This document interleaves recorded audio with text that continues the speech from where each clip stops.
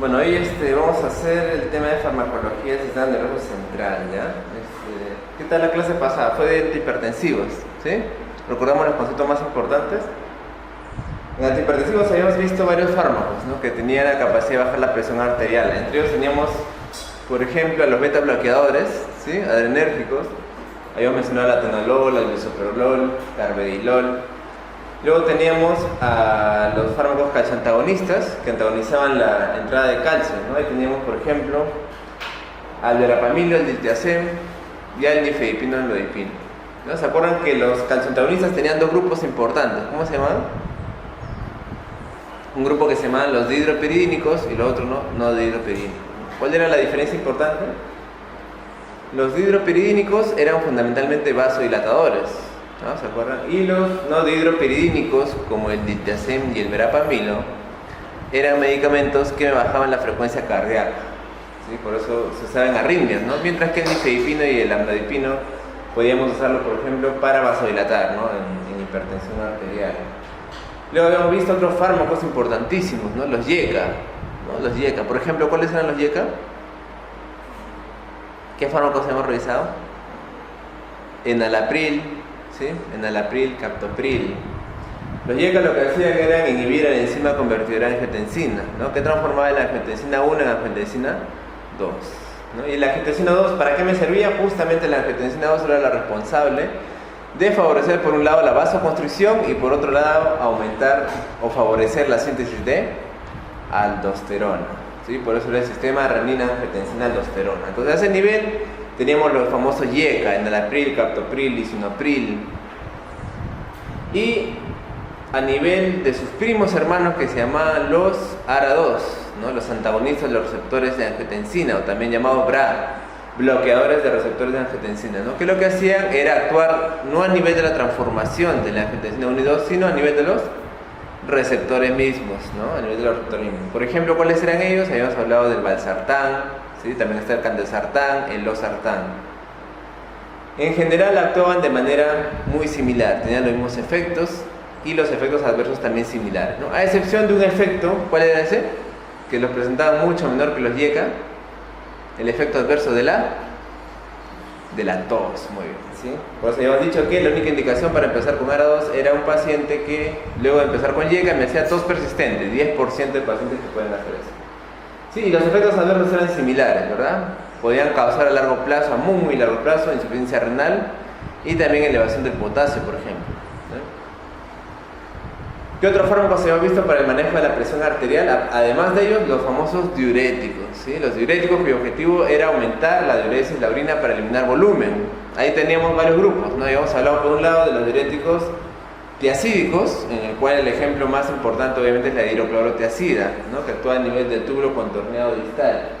Y por otro lado teníamos los diuréticos de asa, ¿no?, que actúan a nivel del asa de Henle con un cotransportador muy importante de sodio y cloro, ¿no? La furosemida era el ejemplo más importante, ¿sí? Hemos dicho que la furosemida es el diurético más importante, el más efectivo y el que genera más también baja de presión, ¿no? Estos diuréticos tenían efectos adversos importantes, ¿no? Habíamos hablado que la furosemida causaba, por ejemplo, hiponatremia, hipocalemia, hipocalcemia e hipomagnesemia, ¿no? Mientras que la hidroclorotiazida también se acompañaba de lo mismo, sobre todo hiponatremia, pero también aumentaban los lípidos, ¿se acuerdan? Podía causar dislipidemias, podía causar aumento de la glucosa, por eso en pacientes diabéticos podía causarle crisis, y también podía aumentar el ácido úrico, ¿no?, por lo cual estaba contraindicado en pacientes con gota, ¿no? Eso es las famosas tiacidas. Teníamos luego los diuréticos de Henle y otros diuréticos importantes, la espironolactona, ¿no? ¿Qué es la espironolactona? Era un antagonista de la aldosterona. Ese de ahí era un antagonista de la aldosterona, ¿no? Pero se le llamaba también diurético ahorrador de potasio también. ¿Por qué? Porque justamente no eliminaba el potasio, ¿no? No eliminaba el potasio, lo reabsorbía al antagonizar la aldosterona. Por lo tanto, no tiene ese efecto de baja de potasio que tiene la furosemida o la tiacida, ¿no? Entonces es la espironolactona, ¿sí? Eso es en cuanto a manejo de presión arterial. Pero también habíamos hablado un poco de la insuficiencia cardíaca, ¿se acuerdan? ¿Sí? La insuficiencia cardíaca era una enfermedad, como dijimos, que consistía en que el corazón era insuficiente para poder bombear la sangre y las demandas de todo el cuerpo. Habíamos dicho que estos pacientes frecuentemente sufrían de acúmulo de agua en los pulmones, ¿no? El agua se les acumulaba permanentemente. Y por eso ahí en la insuficiencia cardíaca era de importancia los diuréticos, ¿no? Porque ayudaban a disminuir el volumen, ¿sí? Y en la insuficiencia cardíaca habíamos visto que habían los fármacos que habíamos visto que manejaban la presión arterial, también pueden ayudar a disminuir el remodelamiento cardíaco, ¿sí? Sobre todo los beta bloqueadores tipo carvedilol, que es de tercera generación, y los YECA y ARA2.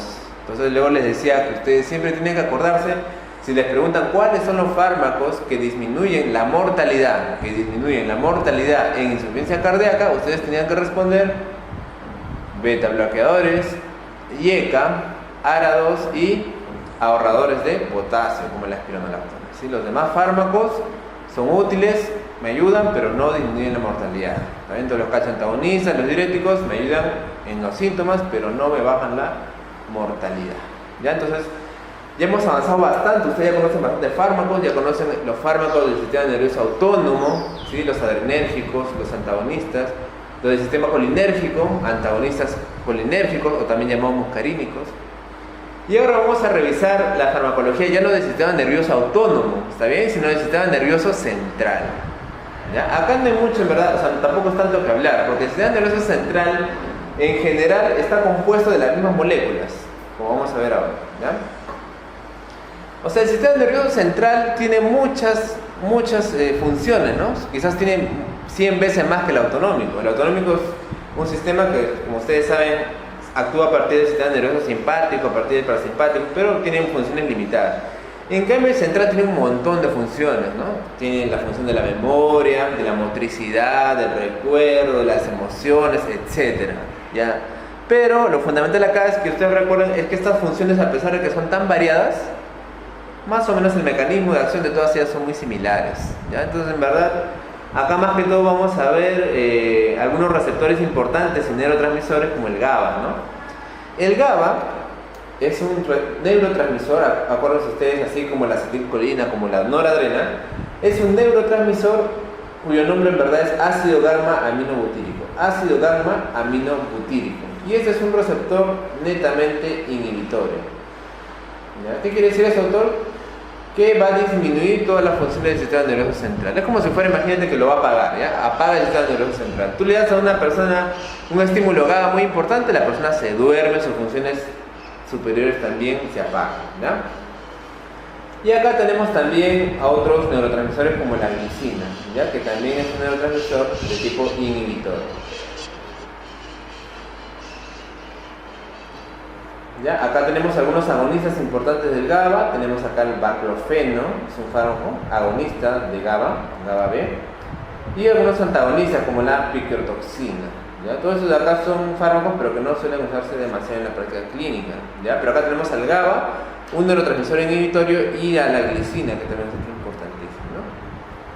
Y en cuanto a los neurotransmisores excitatorios, acá tenemos al glutamato. Ya por ahí preguntan de examen, mira, ¿no? ¿Cuál es el neurotransmisor excitatorio más importante del sistema nervioso central?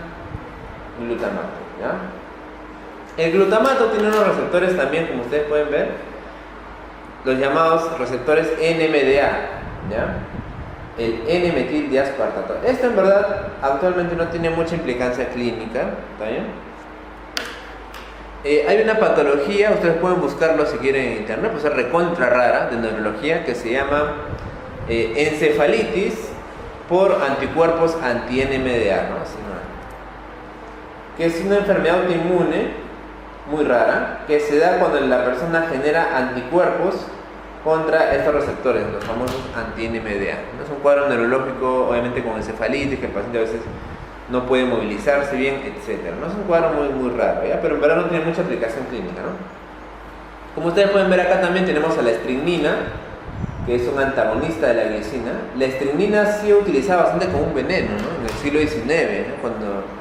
Cuando querían asesinar a alguien, ¿sí? Así como antes le daban, digamos, cianuro, ya, también le daban luego estricnina, ¿no? Que va a ser también un antagonista de la glicina, que va pues repercutir en el sistema nervioso central y puede ocasionar la muerte. ¿Ya? Se utilizaba como un veneno, la estricnina. Vamos a ver acá el grupo de las benzodiazepinas, ya que es un grupo muy importantísimo. Ya, las benzodiazepinas son los fármacos que ustedes deben conocerlos ya, ¿no? Como el alprazolam, el clonazepam o el diazepam. Ya, esos de acá van a actuar a nivel del receptor GABA, ¿sí? Del ácido gamma aminobutírico. ¿Ya? Entonces, GABA es el neurotransmisor y acá está el receptor GABA, generalmente es un receptor de GABA tipo A. ¿Ya? Y en este receptor se va a unir el fármaco. ¿Ya? Como ustedes pueden ver acá hay un sitio, un lugar para la benzodiazepina. ¿Está bien? Entonces la benzodiazepina se va a unir al receptor GABA. ¿Qué es lo que va a hacer? Lo que va a hacer el receptor, la benzodiazepina va a ser estimular que haya un mayor pasaje del GABA. O sea, hay un mayor pasaje del GABA y por lo tanto va a entrar mayor corriente de cloruro. ¿Sí? Mayor corriente de cloruro. ¿Se acuerdan ustedes de fisiología, ¿no? Del tema de la despolarización de la membrana? ¿Sí? ¿Qué necesita la membrana para despolarizarse? Muy bien, iones. ¿De qué tipo? ¿Positivo o negativo? Positivo, muy bien. Entonces, acá lo que hace el GABA más bien, como ustedes saben que es un neurotransmisor inhibitorio, va a permitir la entrada de cloro, que es un ion negativo, es un anión. ¿Ya? Entonces, obviamente, el potencial negativo va a hacer que la membrana se estabilice. Exacto, se hiperpolarice. ¿Ya? Entonces, el GABA lo que va a hacer es abrir la compuerta para la entrada de cloro y eso de acá va a hiperpolarizar la membrana, disminuyendo la transmisión y apagando el sistema nervioso central. ¿Ya? Pero también tiene acá otro lugar de unión. En este caso es para el barbitúrico. ¿Ya? El barbitúrico es un grupo de fármacos que agrupa varios, pero acá tenemos sobre todo al fenobarbital, ¿sí? Que lo usamos como un anticonvulsivante. ¿Ya? Fenobarbital, eso se llama barbitúrico. Y también lo usamos a veces para la inducción de la anestesia, ¿no? en sala de operación. Muy bien. Entonces, la benzodiazepina se va a unir momentáneamente, generalmente, y va a permitir el mayor, o sea, va a hacer, digamos, un mayor esfuerzo para el GABA. ¿Listo? Entonces, como ustedes pueden ver, la benzodiazepina requiere del GABA. O sea, la benzodiazepina solita no hace nada. La benzodiazepina lo que hace es unirse al receptor del GABA y cuando llega el neurotransmisor GABA va a estimular la mayor entrada. ¿Ya? Es como que la benzodiazepina va a permitir que la puerta se abra más tiempo. ¿Ya? Abre la puerta, entonces pasa más cloruro. Pero si no hay GABA, si no hay el neurotransmisor, la benzodiazepina no hace ningún efecto, ¿no? Obviamente todos tenemos GABA, ¿no? Pero les digo, ¿por qué? Porque en el caso, por ejemplo, del barbitúrico, acá sí es diferente. El barbitúrico no necesita que venga el GABA necesariamente. O sea, el barbitúrico se une a ese receptor y ya de por sí puede ampliar la puerta y puede pasar todo ese estímulo. ¿Ya? ¿Por qué me dice este doctor? Para que te acuerdes de que los barbitúricos pueden generar mayor depresión del sistema nervioso central. Y la depresión del sistema nervioso central obviamente también puede afectar a nivel del bulbo raquídeo.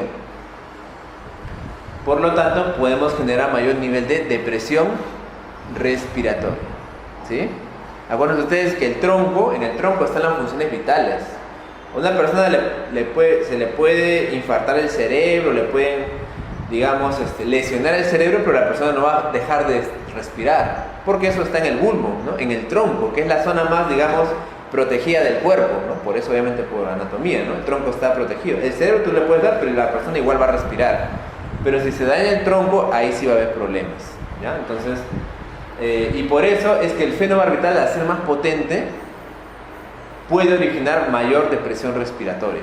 O sea, la persona va a dejar de respirar, su impulso respiratorio va a empezar a ser cada vez más leve y esto obviamente puede traer complicaciones. Si la persona no respira adecuadamente, si está muy planchada, pues entonces va a dejar de respirar y los tejidos van a empezar a desoxigenarse. ¿Sí? Se le va a poner las manos moradas, las manos negras, y obviamente si esto es crónico, la persona puede fallecer, pues, ¿no? De un paro cardiorrespiratorio. ¿Sí? Ya, entonces esto de acá es el receptor GABA, igualito como hemos visto, pero ya de manera tridimensional. Como ustedes pueden ver acá, es un pentámero, porque tiene 5 subunidades, y tenemos acá 2 unidades alfa y 2 unidades beta. ¿Ya? Generalmente el receptor GABA, como dice acá, está entre la unidad alfa y beta. del receptor GABA. Este es el receptor GABA. ¿Ya? Y acá, como ustedes pueden ver, acá tenemos el espacio para los barbitúricos, para las benzodiazepinas, y también tenemos espacio para el zolpidem. ¿Ya? Estos de acá son los llamados fármacos Z, que vamos a hablar más adelante. E incluso también hay un lugar para el flumazenilo, que es el antídoto. Este de acá, ¿se acuerdan que les dije en la clase pasada? En toxicología, ¿no? El flumazenilo es el antídoto de las benzodiazepinas. Si en algún momento a ustedes se les pasa la dosis de benzodiazepinas y el paciente está puesto demasiado, ¿no?, deprimido, entonces ustedes tienen que darle flumazenilo para revertirle el efecto. ¿Ya? El mecanismo de acción, entonces, como ustedes pueden ver acá, ¿no? Acá tenemos el receptor GABA. ¿Sí? Necesitamos necesariamente no benzodiazepina. Con benzodiazepina lo que vamos a hacer es permitir el mayor ingreso de cloro, ¿sí? Mayor ingreso de cloro. Y con el receptor, con por ejemplo la valeriana, la famosa valeriana, también hay un tipo de interacción. ¿Ya? Y también vamos a encontrar una hiperpolarización de la membrana. Acá son los receptores más importantes. Estos de acá son los receptores más importantes, la distribución y funciones principales de los receptores GABA. Los receptores de tipo GABA, los que vamos a estudiar acá son los de tipo A. Ya también hay de tipo B, C, pero los que tienen que ver con las benzodiazepinas son los de tipo GABA A. ¿Ya? Entonces acá tenemos varias variantes, como ustedes pueden ver, ¿no? Les dije que algunos tienen 2 alfa, 2 beta, etc., ¿no? Este por ejemplo tiene un alfa, 2 beta y 2 gamma, ¿no? Donde se encuentran en las neuronas de GABA difusa. La función de estos es sedación o también actividad anticonvulsiva. Estos son uno de los más abundantes. Otros tenemos los alfa 2, beta 3 y gamma 2. Estos de acá se encuentran más que todo en la médula espinal y en el prosencéfalo. Acá van a estar su acción de relajante muscular. ¿Ya? Los que están en la corteza, acá tenemos a los alfa 3, beta 3 y gamma 2. Estos de acá van a tener una actividad anticonvulsiva. ¿Ya? Entonces, como ustedes pueden ver ahí, en realidad las benzodiazepinas tienen muchas funciones. Las benzodiazepinas podemos usarlas como inductor del sueño. ¿Cómo se llama eso? Hipnótico se llama hipnótico. Para inducir el sueño. Podemos usarlo como un relajante muscular también, ¿sí?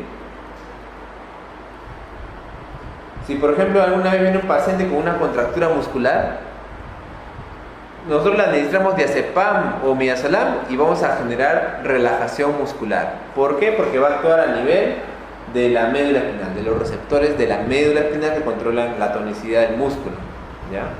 ¿Qué más también? La benzodiazepina me puede actuar como un ansiolítico, así se llama, ¿no? Obviamente, para la ansiedad, ¿sí? Entonces, una persona ansiosa le das una benzodiazepina, lo vas a calmar. Eso se llama ansiolítico, poder ansiolítico. ¿Qué más?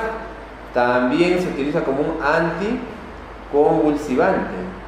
¿Por qué, doctor? Porque tiene, como tú ves acá, en la corteza cerebral, que es donde se producen las convulsiones. Todas las convulsiones se generan, las epilepsias se generan en la corteza cerebral. Entonces, ahí tiene la actividad anticonvulsiva, ¿sí? Y también puede hablarse de una función sedante, ¿no? Sedante. No, que sedación también implica no solamente que la persona duerma, sino que el sueño sea profundo, ¿no? Y que deje de sentir algunos estímulos como el dolor, ¿ya? Eso es sedación. Entonces todas estas funciones tienen las benzodiazepinas, ¿ah? Todo esto de acá, hipnótico, porque me puede ayudar a dormir, relajante muscular, ansiolítico, anticonvulsivante y sedante. ¿Ya? Todo eso. Muy bien, entonces acá tenemos más receptores y como les digo, ya cuando se encuentran en el hipocampo, en el tálamo, ya tienen una función inhibición de la tonicidad. ¿Ya? Pero estas de acá son una de las más importantes. Y las unidades cambian dependiendo del sitio en el cual estén, como ustedes pueden ver, ¿ya? Su composición. Muy bien, miren ustedes, acá tenemos varios ejemplos. Tenemos al diazepam, que es uno de los más usados, ¿sí? Diazepam, flurazepam, el lorazepam también, que es un benzodiazepínico importantísimo. Y por acá tenemos al famoso alprazolam también. Alprazolam. Y ahora vamos a ver algunas características. Las benzodiazepínicas, según su tiempo de duración aproximadamente, van a clasificarse, ¿ya? Ahí tenemos la clasificación. Los que son S quiere decir short, o sea, quiere decir de corta acción, ¿ya? Y acción intermedia. Y los que dice L son los de acción larga. ¿Ya? Los de acción larga.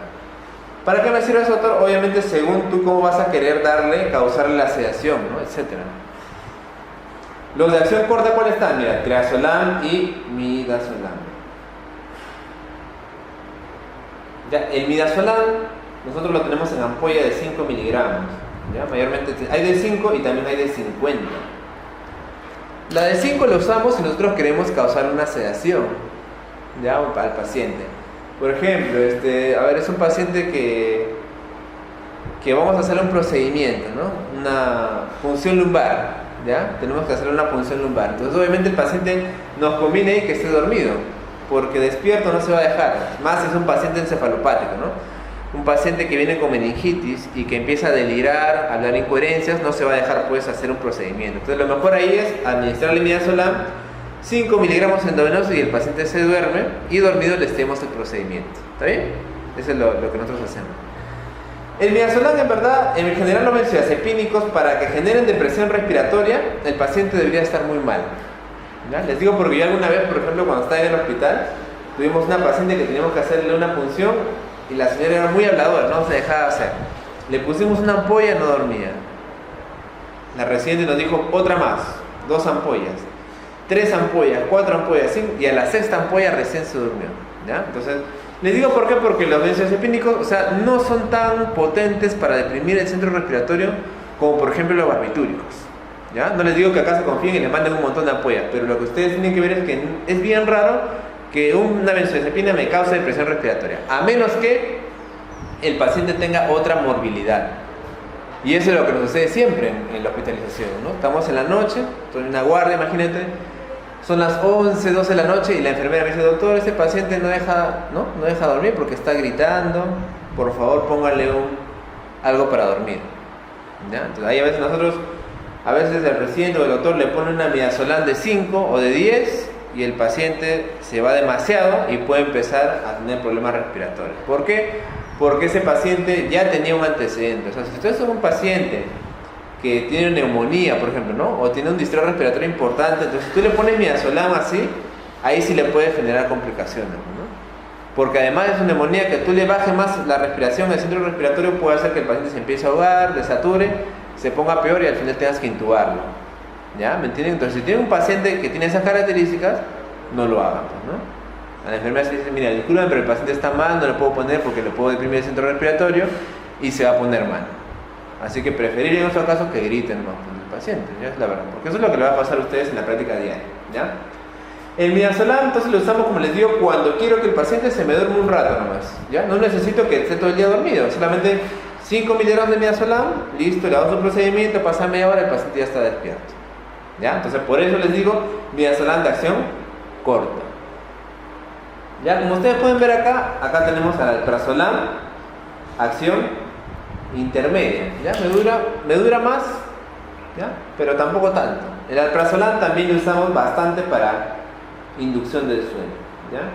Ustedes pueden ver en la farmacia, viene la tabletita de 0.5 miligramos y le damos una o media tabletita al adulto mayor, por ejemplo, para dormir. Ahí lo usamos como hipnótico, ¿ya? Entonces, abuelito que no puede dormir, ya yo le empiezo con media, porque si nunca ha tomado, media tabletita 0.5 miligramos, ya, con eso duerme, ¿sí? Bien raro que por eso le pase algo mal. ¿Qué más tenemos de intermedia? Tenemos al lorazepam, oxazepam, y hablando ya de los de duración larga, acá tenemos fundamentalmente al diazepam, ¿ya? Acá tenemos sobre todo al diazepam, ya que el diazepam se supone que es el que más me dura, el más largo, uno de los más largos por lo menos, ¿ya? Tenemos a otros, tenemos acá el oxocoazepam, alcoazepam, que son medicamentos que no los tenemos, la verdad, ¿ya? Y el diazepam también tenemos en tabletas de 10 miligramos y en ampollas tenemos de 5 y de 10 miligramos, ¿ya? Entonces, cuando quiero que el paciente, digamos, me duerma más o esté más tiempo tranquilo, por ejemplo, le puedo dejar un diazepam, 10 miligramos endovenoso, lento, y con eso el paciente también duerme, ¿ya? Obviamente el midazolam es más rápido en actuar, ¿no? Le doy midazolam, a los 5 minutos el paciente ya está durmiendo, ¿no? ¿Sí? El diazepam a veces demoran, a veces hemos tenido pacientes que le ponemos 1 o 2 ampollas y aún así no duermen, ¿no? Y la otra función muy importantísima del diazepam es sobre todo como anticonvulsivante. Sí, les he dicho que las benzodiazepinas tienen muchas funciones. De todos estos, el que uso para la convulsión, un paciente que me llega convulsionando, ¿cuál es? Diazepam. ¿Ya? O sea, si usted le viene un paciente con una emergencia, o sea que recién me está convulsionando, cuando el paciente convulsiona más de 30 minutos, eso se llama estatus epiléptico o estatus convulsivo, ¿no? ¿Sí? Estatus convulsivo. Son una persona que viene convulsionando, porque las convulsiones suelen pasar solas, ¿ya? Pero no deja de convulsionar, está convulsionando. Ya, la primero que tengo que administrar es diazepam, 5 miligramos, puedo repetirlo 2-3 veces. Y con eso la mayoría, el 80% de pacientes, calma. ¿Ya? Con eso el 80% de pacientes deja de convulsionar. Obviamente no me voy a preocupar, no que si le voy a dormir mucho, que le voy a disminuir el centro respiratorio, no, porque es un paciente que está con toda la descarga eléctrica, ¿no? Entonces no le va a hacer mal, ¿ya? Muy bien, entonces acá tenemos lo mismo, ¿sí? Sino que algunos son, digamos, metabolitos, ¿no? Como podemos ver acá, el alprazolam y el triazolam va a ser conjugado, ¿dónde? En el hígado. El lorazepam es un metabolito activo que también va a ser conjugado en el hígado.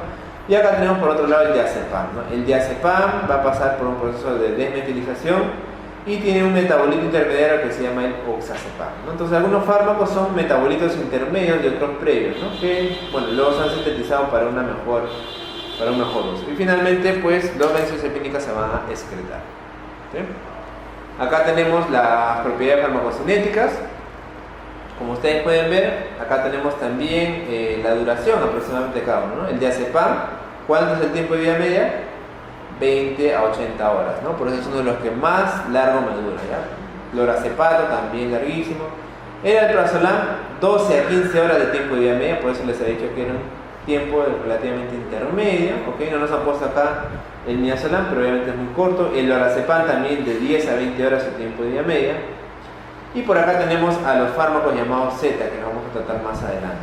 ¿Ya? También tienen tiempo de vida media pocos. Obviamente algunos serán prodrogas, como por ejemplo el clorazepato, y otros tendrán metabolitos activos, ¿no? El alprazolam, como ustedes pueden ver acá, tiene una absorción oral relativamente rápida, ¿sí? Por eso el alprazolam lo usamos bastante para inducir el sueño en ancianos, ¿sí?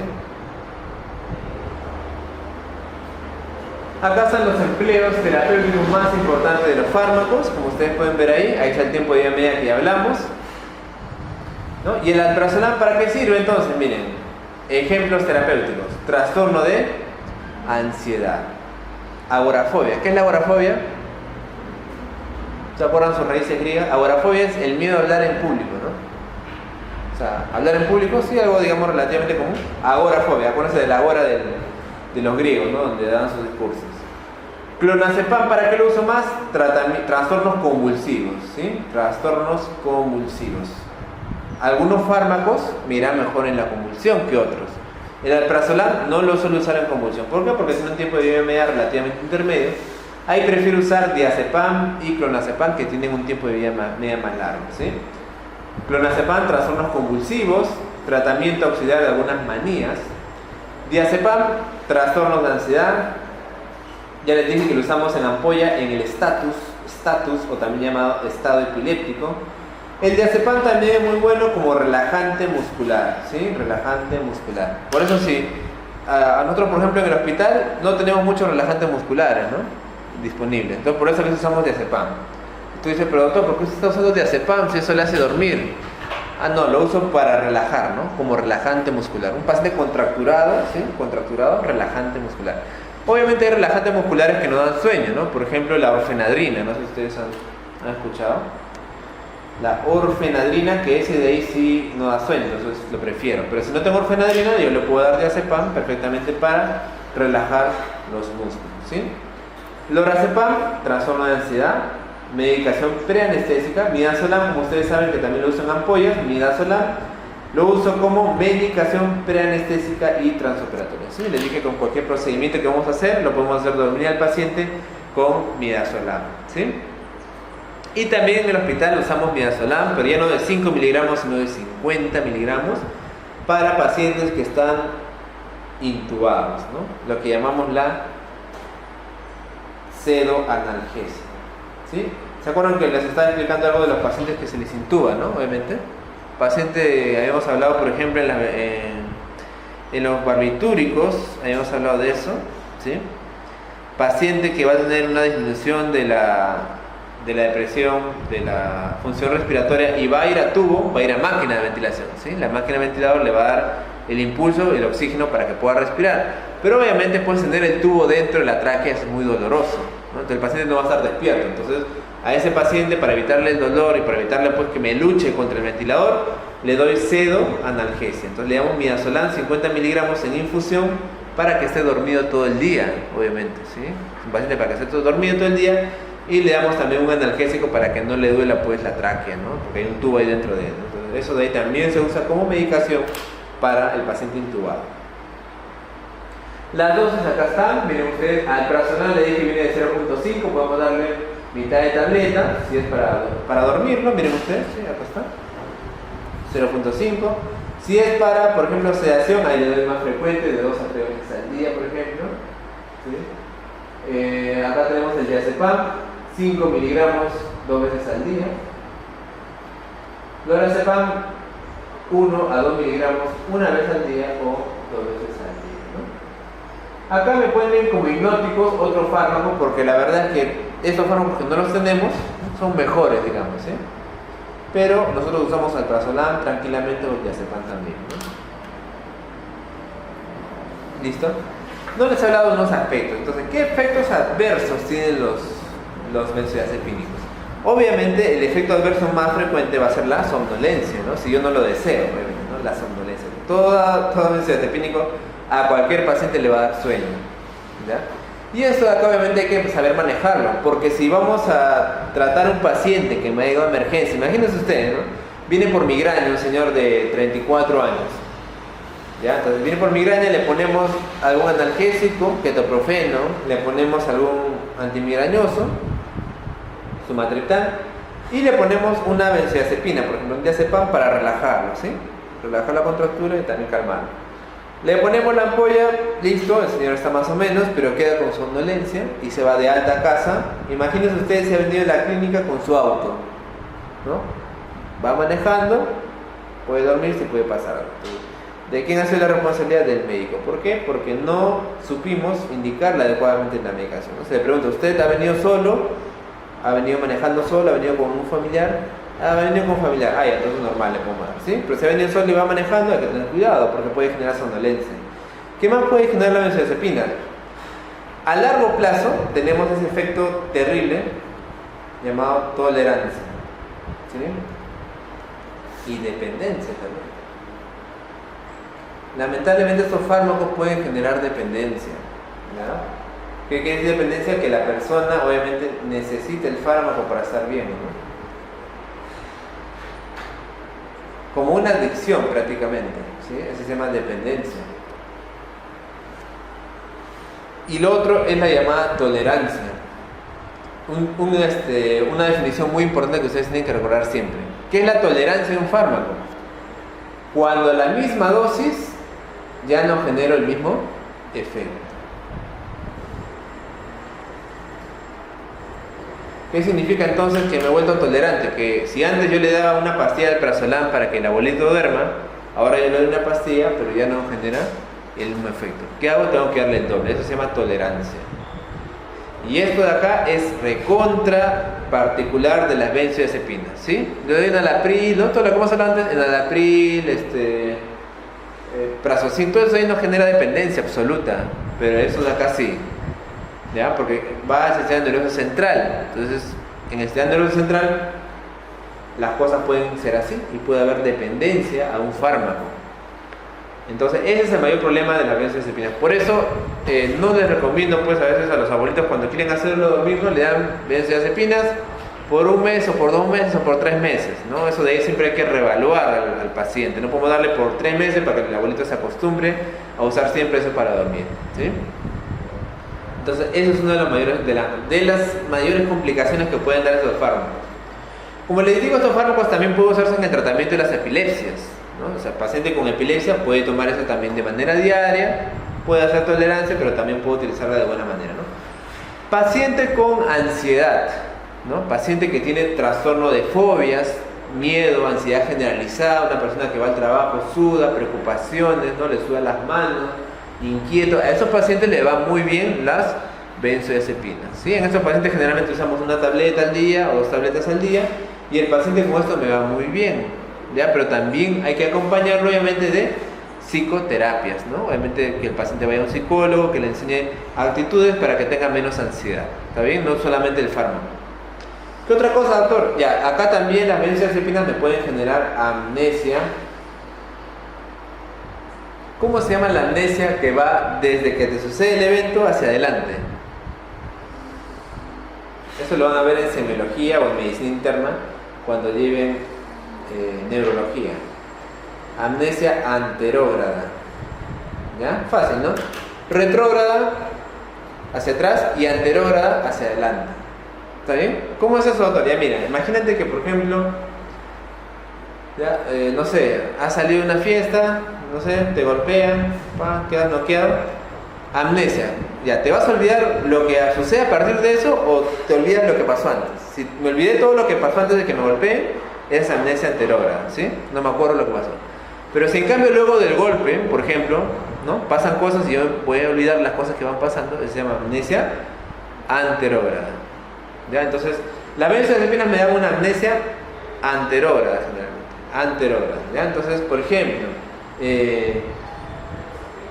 cuando hacemos un legrado, ¿sí? Una mujer que ha abortado o en todo caso perdió a su bebito, se le pone en los hospitales a veces midazolam o diazepam para calmarla, ¿sí? Y para que también, sobre todo para calmarla, ¿no? Para que esté la señora tranquila, no esté llorando y obviamente no colabore en el procedimiento, pues ustedes saben que hay que raspar todo el útero, etcétera, ¿no?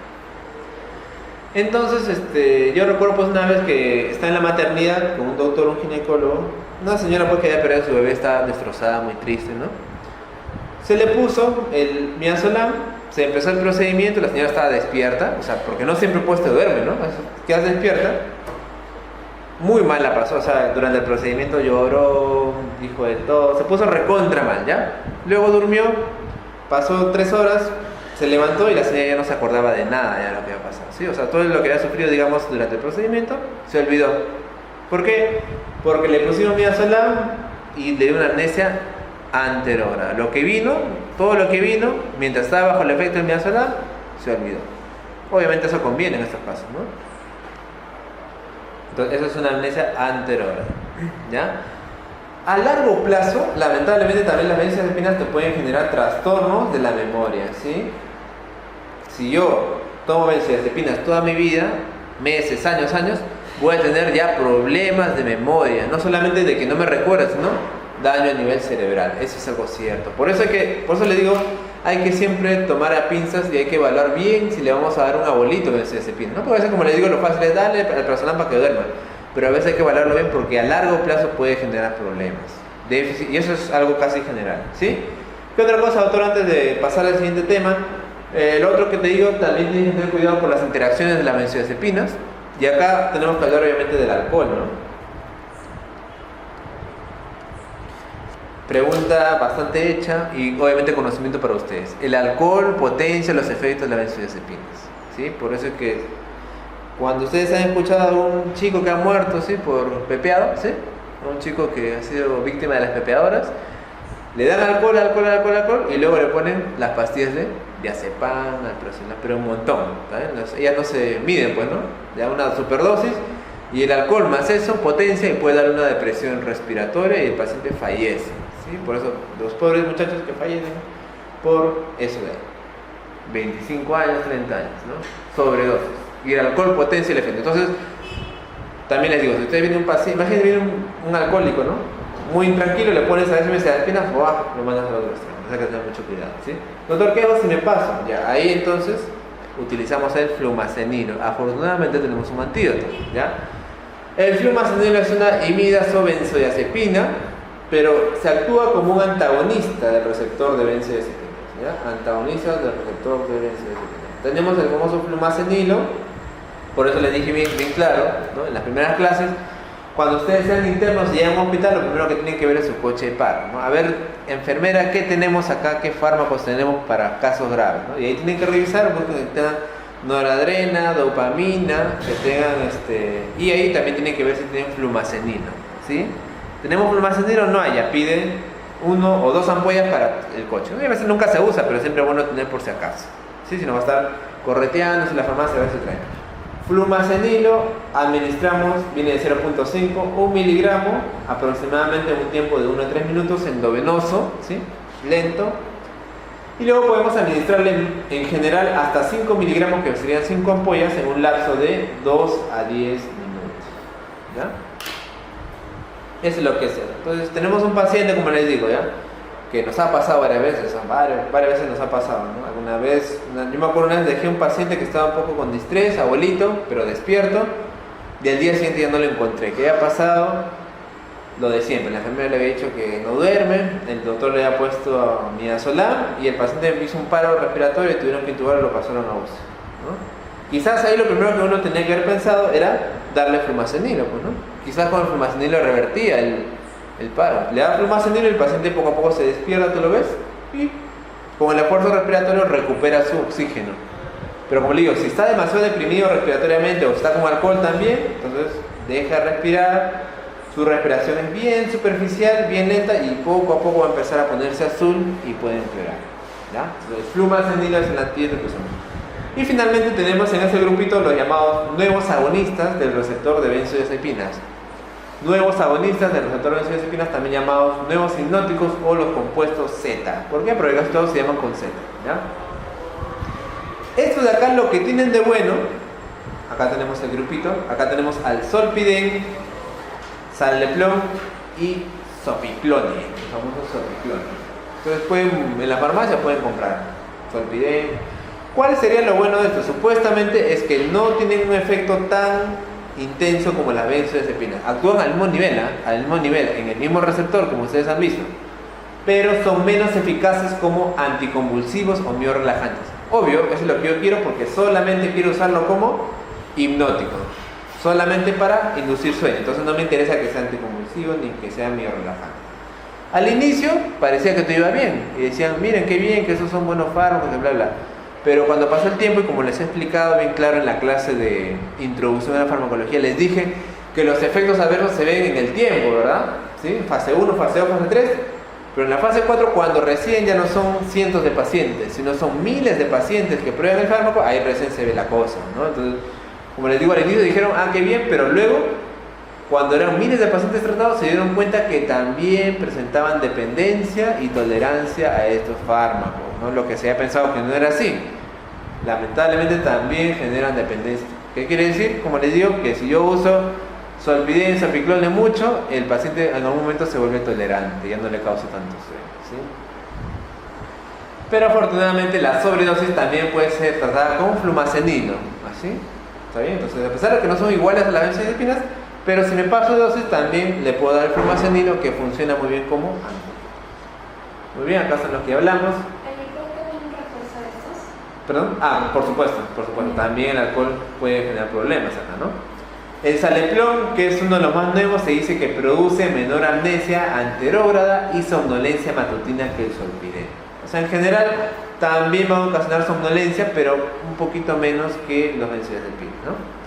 Y son utilizados actualmente ampliamente para el tratamiento del insomnio. O sea, ahorita se le preguntaran cuál sería el tratamiento ideal para el insomnio, antes de benzodiazepinas ustedes responderían compuestos Z. ¿Ya? Son ideales, son los ideales. Obviamente son más caros, no todos los hospitales lo tienen, entonces obviamente son límites, ¿no? Entonces, como les digo, esta es una dosis para hipnóticos, como hipnótico para causar sueño. Ahí tenemos el Saleplon, 5 a 20 miligramos, lo que se utiliza, y Zolpidem, que viene de 2.5 hasta 10 miligramos en la noche, ¿no? Y los demás fármacos, miren ustedes, ahí tenemos el triazolam, el lorazepam, que son los que usamos, aunque no los tenemos todos, ¿no? Acá tenemos al Saleplon, su nombre comercial Sonata, Zolpidem, Zolpimis, acá están las dosis también, preparaciones en cápsula, otros vienen en dispositivos linguales, sublinguales, orales líquidos, etc., ¿no? Tiempo de vida media relativamente corto, 1 hora o 1.4 hasta 4.5 horas, ¿no? Estos fármacos generalmente pues se les llama hipnóticos inductores del sueño, ¿no? O sea, no quiere decir que todo el rato me dejan dormido, ¿no? Sino que son inductores. O sea, que inician el sueño y el paciente pues ya duerme, ¿no? Porque a veces lo difícil es inducir el sueño, ¿no? Que el paciente empiece a soñar, ¿ya? Y las interacciones que tienen con otros fármacos son menores que con los benzodiazepínicos. Son menores que las benzodiazepinas. Muy bien. Ya, doctor, entonces ya sé qué es benzodiazepina, ya sé para qué lo usamos, biorelajantes, para el sueño, como un ansiolítico importante. Es el único ansiolítico que es importante. O sea, más ansiolítico que ese no existe. Un paciente que tiene ansiedad, por eso le dicen, toma tu diazepam, le dicen, ¿no? Toma tu diazepam, cálmate ya. Con eso, bastante. Ah, y lo último que me olvidé mencionarles, en cuanto a tolerancia. ¿Ya? La tolerancia aparece en las benzodiazepinas, pero no a todos sus efectos, obviamente, ¿sí? Si les preguntaran, ¿qué es lo primero que el paciente se vuelve tolerante? ¿El efecto anticonvulsivante, biorelajante, ansiolítico o hipnótico? Si les preguntan, lo primero lo que se vuelve tolerante es al efecto hipnótico. ¿Ya? Lo primerito, o sea, lo primero que hace ese paciente ya no le da sueño. Ya no le da sueño. Y lo último, doctor, lo último es el efecto ansiolítico, porque siempre te va a bajar la ansiedad. Eso es lo último que se pierde, ¿ya? Siempre va a bajar la ansiedad. Un benzodiazepina. Ya, entonces, en anticonvulsivantes, doctor, ya sabemos que los benzodiazepínicos también pueden funcionar como anticonvulsivantes, ¿sí? Pero ahora vamos a hablar de otros más específicos, ¿ya? Y para esto tengo que recordarles que existen varios tipos de convulsiones. Lamentablemente tenemos que hablar acá de clínica que ustedes no han llevado todavía, pero tienen que saber algo, ¿no? Ya, las convulsiones pueden ser de varios tipos. Ya tenemos las convulsiones generalizadas y las convulsiones parciales, ¿ya? Las convulsiones generalizadas son aquellas que afectan a toda la corteza, ¿ya? A toda la corteza, se llama convulsión generalizada. Y las convulsiones parciales las que afectan a una parte de la corteza. ¿Ya? Esta convulsión parcial puede ser simple o puede ser compleja. Será simple cuando el paciente no pierde el conocimiento y será compleja cuando el paciente pierde el estado de conciencia, ¿sí?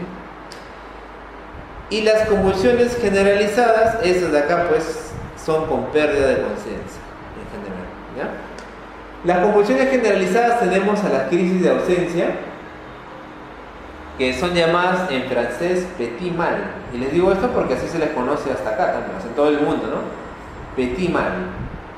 Y a las convulsiones tónico-clónicas, que son las convulsiones de las epilepsias más comunes, se les llama gran mal. Petit es pequeño, gran es grande, obviamente, ¿no? Petit mal. Entonces, las crisis de ausencia se dan en niños, y son los niños que cuando están en clase, es un tipo de convulsión en los cuales tienen alteraciones repetidas del conocimiento, se quedan como suspendidos, mirando fijamente, con mirada fija, y pierden la noción del tiempo, la noción de la conciencia durante ese intervalo. Puede ser generalmente menos de 30 segundos, ¿ya? Esa es una típica crisis de ausencia de la infancia, ¿ya? Mayormente en niños. Y las crisis tónico-clónicas, la llamada gran mal, son las convulsiones que ustedes, pues, ¿no? Son las que más asocian a convulsiones, ¿no? El paciente que pierde el tono muscular, ¿verdad? Se cae y empieza a convulsionar, ¿no? Se cae, empieza a convulsionar. Movimiento tónico-clónico se dice porque es tónico y clónico, ¿no? Contracción, relajación, contracción, relajación. Ese tipo de movimientos son realmente coordinados, porque son, ¿no? Tienen una coordinación o un ciclo muy normal y frecuente. El paciente pierde el conocimiento, no se acuerda de lo que ha sucedido y se acompaña a veces de cialorrea, ¿no? De salivación y de pérdida de esfínter, ¿no? El paciente se orina o se hace el dos, ¿no? Luego de este episodio el paciente se despierta y no se acuerda nada de lo que pasó. Esas son las convulsiones tónico-clónicas, que son una de las más frecuentes. Y las demás son las convulsiones parciales. Las convulsiones parciales tienen, como les digo, una parte de la corteza. Entonces el paciente puede tener, por ejemplo, diversas manifestaciones, ¿no? Sacudidas clónicas del pulgar izquierdo, imagínense, ¿no? Entonces eso así, ¿no? Es un tipo de convulsión. El paciente está despierto, pero tipo de convulsión, ¿no? O puede ser una convulsión de la mitad del cuerpo. O puede ser, por ejemplo, hay también las llamadas crisis atónicas. O sea, que en vez de que el paciente se ponga rígido, se pone flácido y se cae, ¿no? Se cae, entonces, la crisis atónica. Y esas son convulsiones. Rara, así hay cosas, por ejemplo, unas raras, aquellas convulsiones de de la temporal en el cual convulsiona justo la parte en el cual el paciente tiene las emociones, ¿no? Entonces el paciente, por ejemplo, se vuelve loco, digamos, empieza a insultar, a hablar cosas así, y esa es su convulsión, ¿no? Su convulsión de ese tipo. O hay convulsiones que son sensitivas solamente, ¿no? O sea, siente, por ejemplo, un mareo general o siente frío por todo su cuerpo. Ese es un tipo de convulsión, ¿no? O sea, hay muchos tipos, hay montones de tipos de convulsiones. O que el paciente, por ejemplo, empieza a tener un movimiento de la mandíbula solamente, ¿sí? Una convulsión parcial, ¿ya? Entonces, lo que sucede es que dependiendo del tipo de convulsión que el paciente tenga, vamos a elegir un tratamiento antiepiléptico. ¿Por qué, doctor? Porque bueno, se ha visto que va mucho mejor. No tiene una explicación quizás muy científica, pero va mucho mejor. Cuando el paciente tiene convulsiones parciales, se ha visto que el mejor medicamento, como ustedes pueden ver acá, es la carbamazepina, ¿ya? Carbamazepina. Y también podemos darle fenilidantoína, ¿ya? Entonces, eso de acá me sirve para convulsiones parciales, ¿ya? Y eso le gusta preguntar en los exámenes. Ustedes pueden revisar los exámenes de residentado de NAM. ¿Cuál es el indicado para el tratamiento de las convulsiones parciales? Carbamazepina, ¿sí?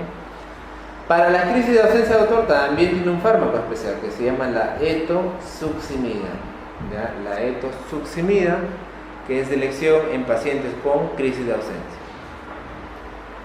Convulsión tónico-clónica, ya acá el correcto es valproato. También vino en pregunta de examen de residentado el año pasado o el anterior vino. Valproato sódico, ácido valproato, ¿sí? De elección. Pero como ustedes pueden ver ahí, tenemos muchas alternativas, ¿sí? Y podemos combinar los fármacos también. ¿Se acuerdan ustedes como la presión arterial? ¿Sí? Cuando no me respondía con un fármaco, puedo darle más. Acá igual, ¿no? Yo le puedo dar, por ejemplo, a un paciente con convulsión tónico-clónica valproato. Si no me responde con valproato, le puedo agregar, por ejemplo, fenitoína, ¿no? O incluso carbamazepina. El paciente puede estar con 2, 3 fármacos antiepilépticos, ¿ya? Muy bien. Y acá tenemos, como ustedes pueden ver, los mecanismos de acción más importantes, ¿ya? O sea, los antiepilépticos son un grupo heterogéneo, cada uno tiene su mecanismo de acción. Si les preguntaran cuál es el mecanismo de acción más importante de los antiepilépticos, ustedes van a decir bloqueadores o moduladores de los canales de sodio, ¿ya? Eso van a responder ustedes.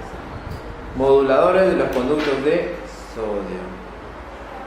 ¿Cuáles están ahí? Están varios. Ahí está la fenitoína, carbamazepina, lamotrigina, oxcarbamazepina, ácido valproico, topiramato, ¿ya?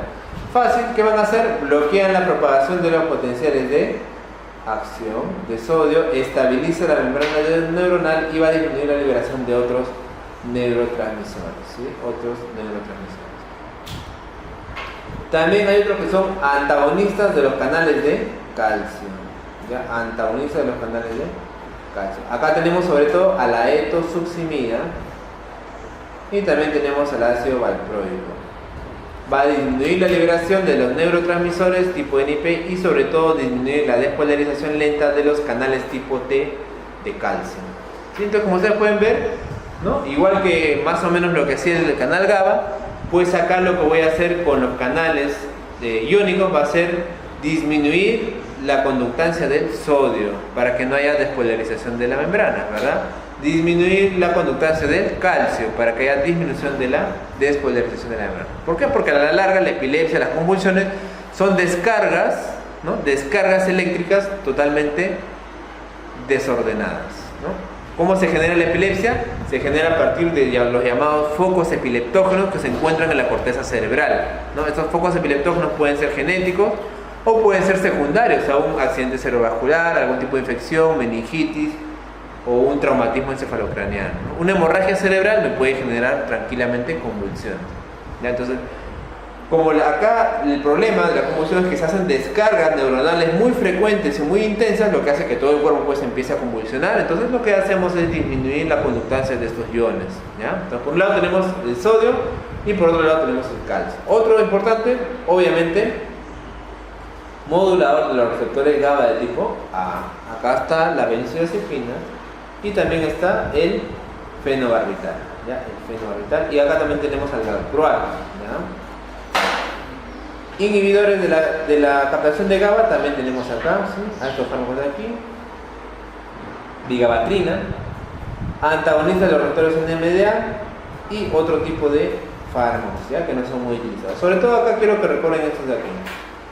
Y si ustedes han visto, la característica más saltante, lo que más llama la atención, es que el ácido valproico tiene múltiples mecanismos de acción, ¿sí? El ácido valproico, ustedes pueden verlo ahí, modula los canales de sodio, modula los canales de calcio, modula los canales de GABA, etc. Entonces, por lo tanto, el ácido valproico es uno de los medicamentos más utilizados, que tiene como característica importante que tiene muchos mecanismos de acción, y segundo, que puede usarse a muchos diferentes tipos de convulsiones, ¿sí? Por eso cuando vemos acá, ustedes ven ahí que el valproato está en todos los grupos casi, ¿sí? Es un fármaco muy efectivo. Actualmente ha salido una noticia justo que en mi Twitter lo he visto hace unos días, que en el Reino Unido, en Inglaterra, han descubierto que el valproato genera mucha teratogenicidad, ¿no? Esto es algo que realmente no me impresiona mucho, porque obviamente los fármacos antiepilépticos pueden generar malformaciones, ¿no?, fetales, pero parece que la cosa ha ido muy, muy alta. Entonces hay una alarma muy grande actualmente para eso. Sería bueno eso, verlo, investigarlo y ver qué tal, ¿no? Porque el valproato en verdad es bastante utilizado, ¿no? ¿Qué implicancias tendría esto? Que obviamente tendríamos que tener cuidado en mujeres en edad fértil, ¿no? O sea, tú como médico, mi responsabilidad es, cuando yo doy un fármaco que es teratogénico, casi siempre es obligarle o decirle a la paciente que se proteja, ¿no? Esa es una obligación. O sea, si yo trato a una paciente por lupus con azatioprina, o sea, yo no solamente le voy a decir cuídate, pero tengo que asegurarme de que la paciente se proteja de algún modo.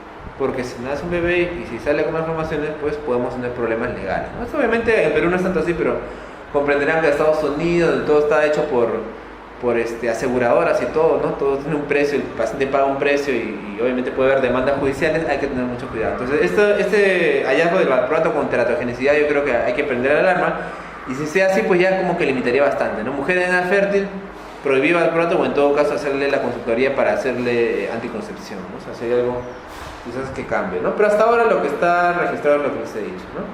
Muy bien.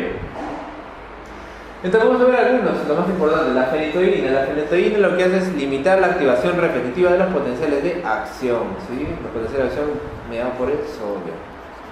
La fenitoína tiene una liberación rápida y también viene de liberación prolongada. Se une a proteínas en un 90% y, como ustedes muy bien saben, hasta acá ya lo sabemos, 95% se metaboliza en el retículo endoplasmático por el citocromo 450. Les había dicho que la fenitoína es un importante inductor del CYP3A4, ¿sí?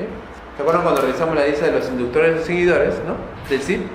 Le dijimos que los inductores, ahí estaban los antiepilépticos, ¿no? Fenitoína, fenobarbital y carbamazepina. Entonces la fenitoína, no se olviden, es un inductor, por lo tanto puede alterar o interaccionar con muchos fármacos, ¿ya? Entonces ya saben ustedes, paciente con fenitoína, voy a darle un tratamiento, me voy a mi tablita del Lexicom o el UpToDate y a ver con qué puede interaccionar. Ahí está, mayor del 90% es metabolizado por el sistema CYP del hígado, ¿sí? Y necesitaremos ajustar la dosis en pacientes que tienen insuficiencia hepática renal severísima. Unión a proteínas dijimos 90-95% y dijimos que el tiempo de vida media puede ser de 9 hasta 42 horas. La fenitoína es eficaz contra las convulsiones de tipo focal y también contra los generalizados. Y como agente de segunda línea para los pacientes con crisis mixtas, mioclónica o tónico-clónica, ¿no? Pero no lo utilizamos en la crisis de ausencia, no me sirve en la crisis de ausencia. La fenitoína también me viene en ampollas, ¿ya? Entonces también puedo utilizarlo en tratamiento de estatus epiléptico. Paciente me llega a emergencia, convulsionando. Le pongo diazepam 1, 2, 3 veces, me sigue convulsionando, yo le puedo dar una infusión de fenitoína, ¿no? Le podemos poner, por ejemplo, dextrosa, 500 cc, y le ponemos fenitoína, que viene en ampollas también como en tabletas de 100 miligramos. Le podemos poner de 7 a 10 ampollas. Y esto de acá le podemos pasar en un día aproximadamente, ¿no?, en 10 o 20 cc por hora, ¿sí? A este procedimiento, antiguamente, si ustedes van a algún hospital del MINSA, se le llamaba epaminización, epaminizar. ¿Por qué? Porque su nombre comercial era Epamin, ¿no? Ustedes saben que los antiguos a veces se recuerdan de los fármacos por su nombre comercial, no más que por el nombre genérico. Entonces, Epamin era su nombre, entonces le dice epaminiza al paciente. ¿Qué quiere decir? Que le vas a dar una infusión de fenitoína. ¿En qué caso sabe esto, doctor? Como les digo, cuando el paciente no me responde con diazepam, entonces le mando una carga enorme de fenitoína. Doctor, si aún así no me responde, ¿qué hago?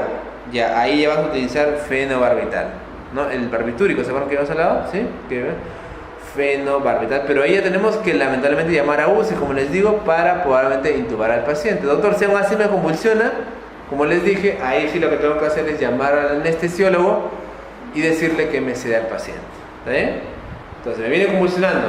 Diazepam, como les digo, el 80% de pacientes con eso deja de convulsionar. La mayoría, bien raro es que siga convulsionando. Si aún así convulsiona, fenitoína en infusión. Si aún así convulsiona, fenobarbital. Y si aún así convulsiona, llamo al anestesiólogo para que me cede al paciente, ¿no? Ahí le pone ketamina, propofol, medicamentos que obviamente necesita que el paciente esté intubado con un ventilador para que no me deprima el centro respiratorio. ¿Sí? Muy bien. El problema de esos fármacos en general, de los antiepilépticos, que a veces necesitan ser monitorizados. ¿Por qué, doctor? Porque tiene un estrecho margen terapéutico. ¿Qué era margen terapéutico, se acuerdan? Por farmacodinámica, farmacocinética. ¿Qué era el margen terapéutico? Era el intervalo entre la dosis efectiva 50 y la dosis tóxica 50. En estos fármacos el intervalo, el margen es muy pequeñito. Les dije que si el margen es muy pequeño, yo me puedo pasar fácilmente y causar efectos adversos. Entonces lo que tengo que hacer, ¿qué es, doctor? Es darle un dosaje, a ver cuánto está la carga de fenitoína en la sangre del paciente. Ya, eso se hace. El dosaje sérico idealmente debe ser obtenido entre 2 a 3 semanas después de la primera dosis, ¿no? Y el objetivo debe estar que esté entre 10 a 20 microgramos por mililitro. Si el paciente tiene albúmina sérica baja u otras drogas con alta unión a proteínas, se deben dosar los niveles con la meta de 1 a 2 microgramos por mililitro, o aún menor, ¿no? Siempre debe hacerse el dosaje sérico dentro de 5 a 7 días si yo le cambio la dosis, ¿ya? Le aumento o le disminuyo, ¿ya? Usos terapéuticos, ahí están todos los que ustedes pueden ver. Convulsiones en estado epiléptico, convulsiones postraumáticas, convulsiones por alcohol, también el alcohol en un alta dosis puede dar convulsiones, ¿no? Convulsiones por intoxicaciones, convulsiones por eclampsia o preeclampsia, que es una enfermedad del embarazo, convulsiones por eventos cerebrovasculares, como les digo, una hemorragia cerebral también puede causar una convulsión. Convulsiones febriles también, la fiebre, sobre todo en niños, ¿no? En adultos no tanto, pero en niños la fiebre rápidamente a veces los hace convulsionar, se convulsionan por sí, también podemos usar. Muy bien.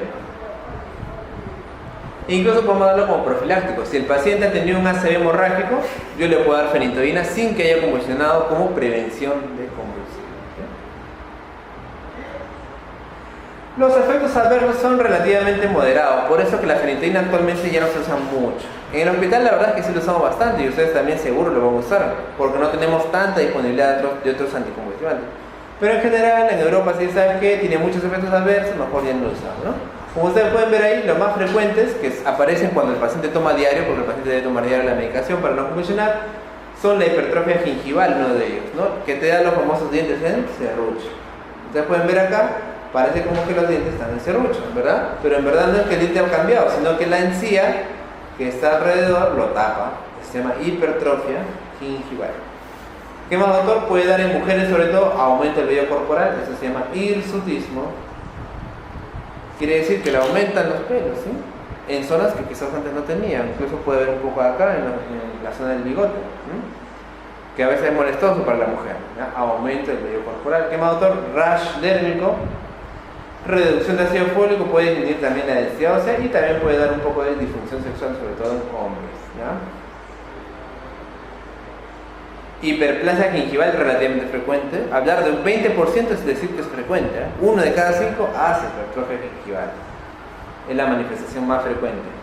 Puede dar también inhibición de la hormona antidiurética. También puede dar hiperglicemia, ¿ok? Aumento de los niveles de glucosa. Ya dijimos que también puede dar disminución del calcio en los huesos. Y raramente puede dar síndrome de Stevens-Johnson. Rarísimo. Es una reacción dérmica severísima en la cual toda la piel se le descama y el paciente puede tener necrosis o pérdida de piel, ¿no? Ya mucho más raro, alteraciones a nivel hemático, neutropenia, baja de eritrocitos, agranulocitosis, etc. ¿Sí? Acá son los rangos terapéuticos, ¿no? Y si nos pasamos de dosis también puede haber manifestaciones a nivel del sistema nervioso central, visión borrosa, ataxia, ¿no? Ataxia que es inestabilidad en la marcha también, etc. Muy bien. Como ustedes pueden ver acá tenemos a cuáles que inducen, ¿no? Miren ustedes, los inductores, es decir, carbamazepina, ¿qué más tenemos? Fenitoína, fenobarbital, ¿no? Que son los inductores del CYP450 que pueden interaccionar con otros fármacos. Por eso les digo, los nuevos fármacos antiepilépticos que ustedes ven ahí, por ejemplo la motrigina, ¿no? O levotiracetam, levetiracetam, pregabalina, la gabapentina, esos de ahí no interaccionan, no son inductores, por lo tanto son más seguros, ¿no? Por eso les digo, o sea, a medida que salen nuevos fármacos, poco a poco supuestamente el objetivo es tener menores efectos adversos y menos interacciones, ¿ya? Entonces, como les digo, la fenitoína lo usamos bastante, todavía lo usamos, en tabletas también, 100 miligramos cada 8 horas, cada 12 horas, en verdad todavía lo usamos, pero ya tenemos otro tipo de fármaco que me genera menos problemas. Luego tenemos el ácido valproico. El ácido valproico ya ustedes saben, ¿no? Ya actúa a nivel del canal de sodio, actúa a nivel de los canales de calcio, a nivel del GABA, etc. Tiene múltiples mecanismos de acción. Concentración plasmática se da de 1 a 4 horas luego de la ingesta. Se edifican proteínas plasmáticas en un 90% y el metabolismo fundamentalmente es hepático. Fundamentalmente 95% hepático. Tiempo de vida media aproximadamente 15 horas. ¿Cuáles son los efectos adversos más frecuentes?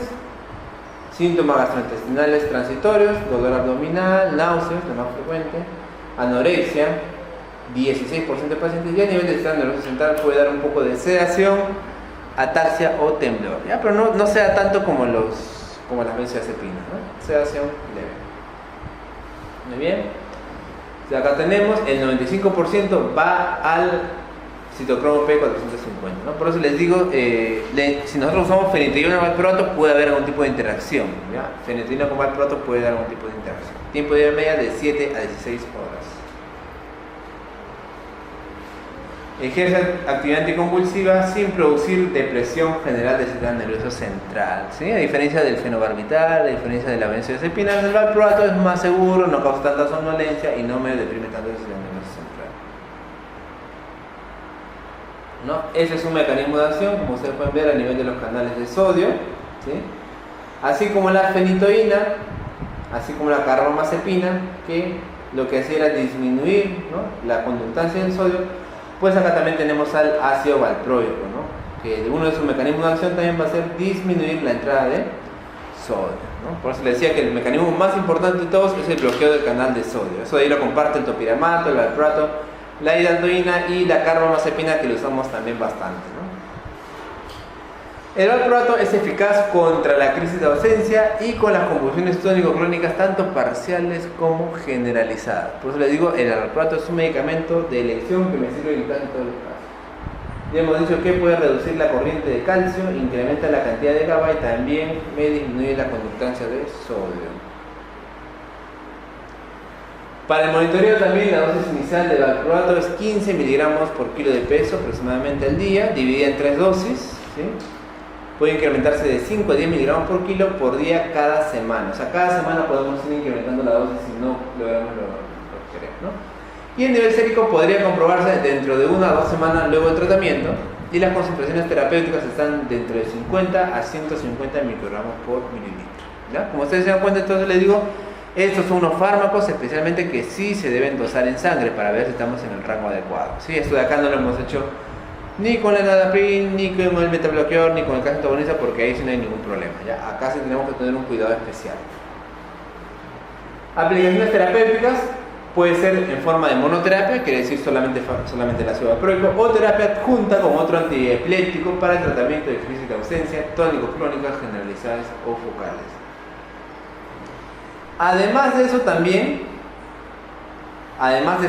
el ácido valproico es considerado un estabilizador del estado de ánimo, ¿ya?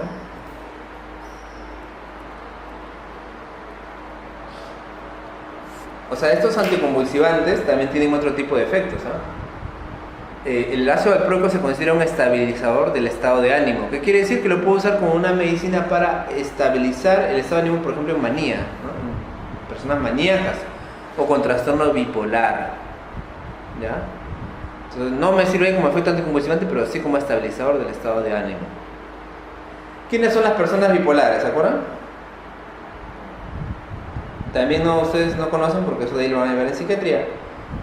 Pero bipolar es el famoso maníaco depresivo, ya que no es el paciente loco, ¿eh? Porque cuando nosotros decimos que es loco, generalmente nos referimos, obviamente loco es un término pues recontra peyorativo y malo, ¿no? Pero les voy a explicar para que ustedes me entiendan, ¿no? Cuando decimos un paciente loco, generalmente nos referimos a un paciente que tiene trastorno psicótico, o sea que tiene una percepción de la realidad equivocada, tiene alucinaciones, ¿sí? Piensa que lo están persiguiendo cuando no es así. Eso es una persona con trastorno psicótico. El maníaco depresivo, en cambio, es una persona que tiene estadios de manía y estadios de depresión. O sea, en un momento está muy contento, muy eufórico, y en otro momento está muy deprimido. Ese es el maníaco depresivo. ¿Ya? O sea, por eso digo, no es un paciente psicótico. ¿Ya? Y eso es el trastorno bipolar. Es una persona que tiene momentos de depresión, que llora y por otros días está bien contento, bien eufórico. ¿Ya? El maníaco justamente es eso. Maníaco es cuando una persona está muy exultante, muy contenta, más de lo normal. ¿Ya? Entonces, a esos pacientes le va muy bien el uso de ácido valproico, ya como estabilizador de estado de ánimo. Muy bien. Y también se puede utilizar como profiláctico, prevención para las crisis de migraña, el ácido valproico, ¿sí? También. Entonces, como ustedes ven, esta manera de agrupar a los fármacos resulta así. Si yo digo que es un antiepiléptico, pero también me puede servir por otra cosa, ¿no? La benzodiazepina, como el diazepam, también es un antiepiléptico, ¿sí? Pero hemos visto que nos puede servir para otras cosas, ¿no? Ansiolítico, hipnótico, miorrelajante. No vamos a mencionar acá, pero también existen otros medicamentos, por ejemplo, la gabapentina, ¿no? Y la pregabalina, que son antiepilépticos, ¿sí? Por acá creo que las teníamos.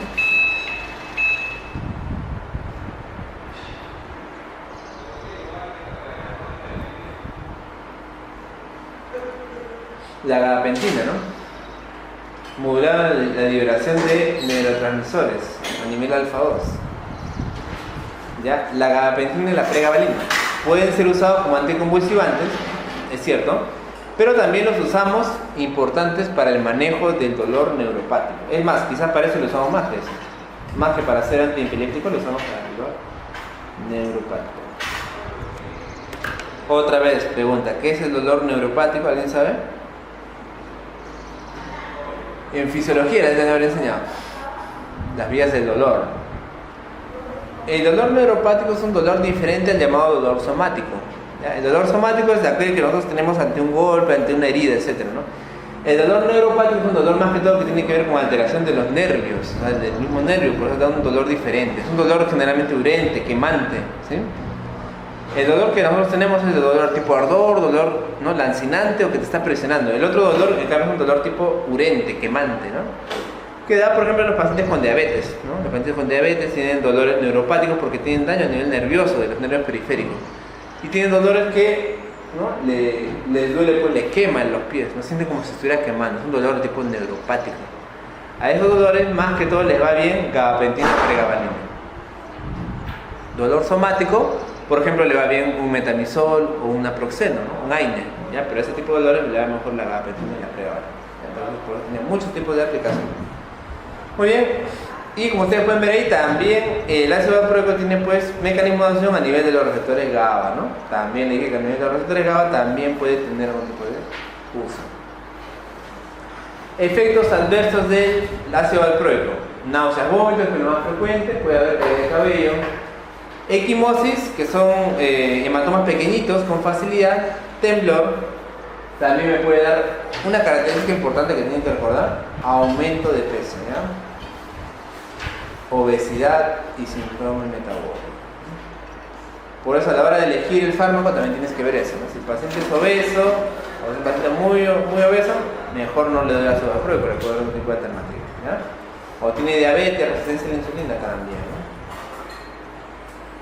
Trombocitopenia, baja de plaquetas y trastornos de coagulación también se ha visto. Y también un efecto importantísimo es el síndrome ovario poliquístico. síndrome ovario poliquístico, por ácido valproico. El ácido valproico, como se metaboliza en el hígado, también puede dar injuria hepatocelular. Obviamente este efecto es muy raro, ¿sí? Pero hay que verle, en todo caso, hay que controlarle al paciente que toma ácido valproico las enzimas hepáticas para ver si no se elevan, ¿ya? Si se elevan, TGO que está a 40 hasta 100, 200, cuidado que puede ser por el ácido valproico, hay que suspender, ¿ya? Encefalopatía hiperamonémica, letargo, etc. Pancreatitis, que es rarísimo, esos efectos son raros, ¿eh? Esas cosas son bien raras. Pero también puede presentarse pancreatitis. Y teratogenicidad, que les he dicho que ahorita se ha prendido la alarma en todo el mundo, ¿no? Por problemas de malformación en el recién nacido, ¿ya? Muy bien. Y por ahí nos faltó hablar nomás de la etosuximida, que les había dicho que también la etosuximida actúa a nivel de los canales de calcio, ¿sí? Bloquea la entrada de los canales de calcio. Como ustedes pueden ver acá, también el valproato está implicado porque tiene muchos mecanismos de calcio. ¿Sí? Entonces, ya nosotros recordamos. Acá lo más importante que ustedes se recuerdan son los mecanismos de acción y la elección de cada fármaco dependiendo del tipo de convulsión, ¿ya? Tónico-clónica, ¿qué habíamos dicho? Valproato. Convulsión tónico-clónica, valproato. También puedo utilizar fenitoína. Convulsión llamada crisis de ausencia, petit mal en pequeñitos, etosuximida, que es un bloqueante de los canales de calcio, ¿ya? Etosuximida. Crisis parciales, carbamazepina, ¿ya? Carbamazepina para las crisis parciales. Para estatos convulsivos, ¿qué usábamos? Muy bien, estatos convulsivos primero usábamos diazepam. Si eso no respondía, fenitoína. Si con eso no respondía, fenobarbital. Y si con eso no, anestesia, ¿ya? El fenobarbital también hay tabletas, también puede tomarse para el tratamiento de las pacientes con epilepsia, pero ya ustedes saben que tiene efectos adversos importantes y no se prefiere tanto, ¿ya? Muy bien. Ahora vamos a hablar de los antidepresivos. Ya este que es un grupo un poco heterogéneo, importante también, vienen bastantes preguntas de esto, ¿sí? Importante saber. Como yo les mencioné, ¿se acuerdan en las primeras clases de sistema autonómico? Habíamos dicho que los neurotransmisores están relacionados bastante a lo que es los problemas mentales, ¿no? Habíamos hablado que, por ejemplo, en la enfermedad de Parkinson teníamos un problema con la dopamina, en la enfermedad de Alzheimer fundamentalmente con la acetilcolina, y en el caso de la depresión con la serotonina. Muy bien. En el caso de la ansiedad, le dijimos también que tenemos con la noradrenalina, ¿no? Y acá tenemos, como ustedes pueden ver, los principales centros de producción de la noradrenalina, también llamada norepinefrina, ¿sí? Acá tenemos el locus ceruleus, que se encuentra fundamentalmente en el tronco y en el puente cerebral, ¿ya? Ese es el locus, el famoso centro locus ceruleus. Y también hay un centro, ese es un centro de producción, ¿ok? O sea, ahí las neuronas están agrupadas, especializadas para producir noradrenalina. Y el otro centro, doctor, es el área tegmental lateral. El área tegmental lateral, ¿sí? Por una parte, esto de acá va a ir a las estriaciones de la parte frontal y en la parte también parietal de la corteza cerebral, ¿sí? Como ustedes pueden ver acá, también está ligado un poco al hipotálamo y también a la amígdala, ¿sí? A la amígdala. Acuérdense ustedes que la amígdala es la parte de las emociones, ¿sí? Del centro de las emociones. Está, por ahí aparece la noradrenalina. Y en el caso de la serotonina existe el llamado núcleo del RAFE. Entonces acá les pueden preguntar de mil maneras. Eso es de fisiología, ¿no? Pero saben ¿dónde se produce la serotonina? En el núcleo del RAFE, ¿sí? Y como ustedes pueden ver, también el núcleo del RAFE va al hipotálamo, al hipocampo y a la amígdala. También está relacionado por eso con las emociones, ¿sí? Por eso se dice que uno, por ejemplo, se acuerda más de un recuerdo cuando está ligado a algo emocional, ¿sí? Por eso siempre con los educadores, cuando dicen, ¿no?, en la enseñanza, etcétera, lo mejor es tratar de hacer clases vivenciales, clases con experiencias, ¿sí? Yo por eso comparto a veces mis experiencias, porque con eso a veces uno se recuerda más. Y obviamente si a ti te pasa alguna vez algo bueno o algo malo con un paciente, probablemente te acuerdes más de eso, ¿no? De lo que te acuerdas. O haciendo clases o dictando un curso especial, ¿no? Una exposición que te salió muy bien, te vas a acordar más, ¿no? O algo que tiene que ver con tu familia, también te vas a acordar más, obviamente. Entonces, ¿por qué esto? Porque hay unas comunicaciones a través de la serotonina con áreas especializadas de la memoria, por ejemplo, ¿sí? Muy bien. Y como ustedes saben, el nombre correcto de la serotonina es 5-hidroxitriptamina. Por eso la abreviación de la serotonina es 5-HT, ¿no? 5-HT es su abreviación, 5-hidroxitriptamina. ¿Cómo se genera la serotonina? La serotonina se genera, como ustedes pueden ver, a través del triptófano. ¿Ya? El triptófano pasa por varios procesos. Por ejemplo, por la enzima triptófano hidroxilasa. Y luego va a ser hidroxilada a la forma L5-hidroxitriptófano. Esta L5-hidroxitriptófano va a ser otra vez, en este caso, atacada por una enzima, la L-aminoácido aromático descarboxilasa, y se va a producir la 5-hidroxitriptamina, también llamada serotonina, ¿sí? Es de la llamada serotonina. Y por otro lado, doctor, tenemos esta es la serotonina, que puede ser, digamos, metabolizada, que puede ser degradada por la enzima MAO, ¿sí? ¿Se acuerdan que les hablé de esta enzima? Esta es la llamada monoaminooxidasa.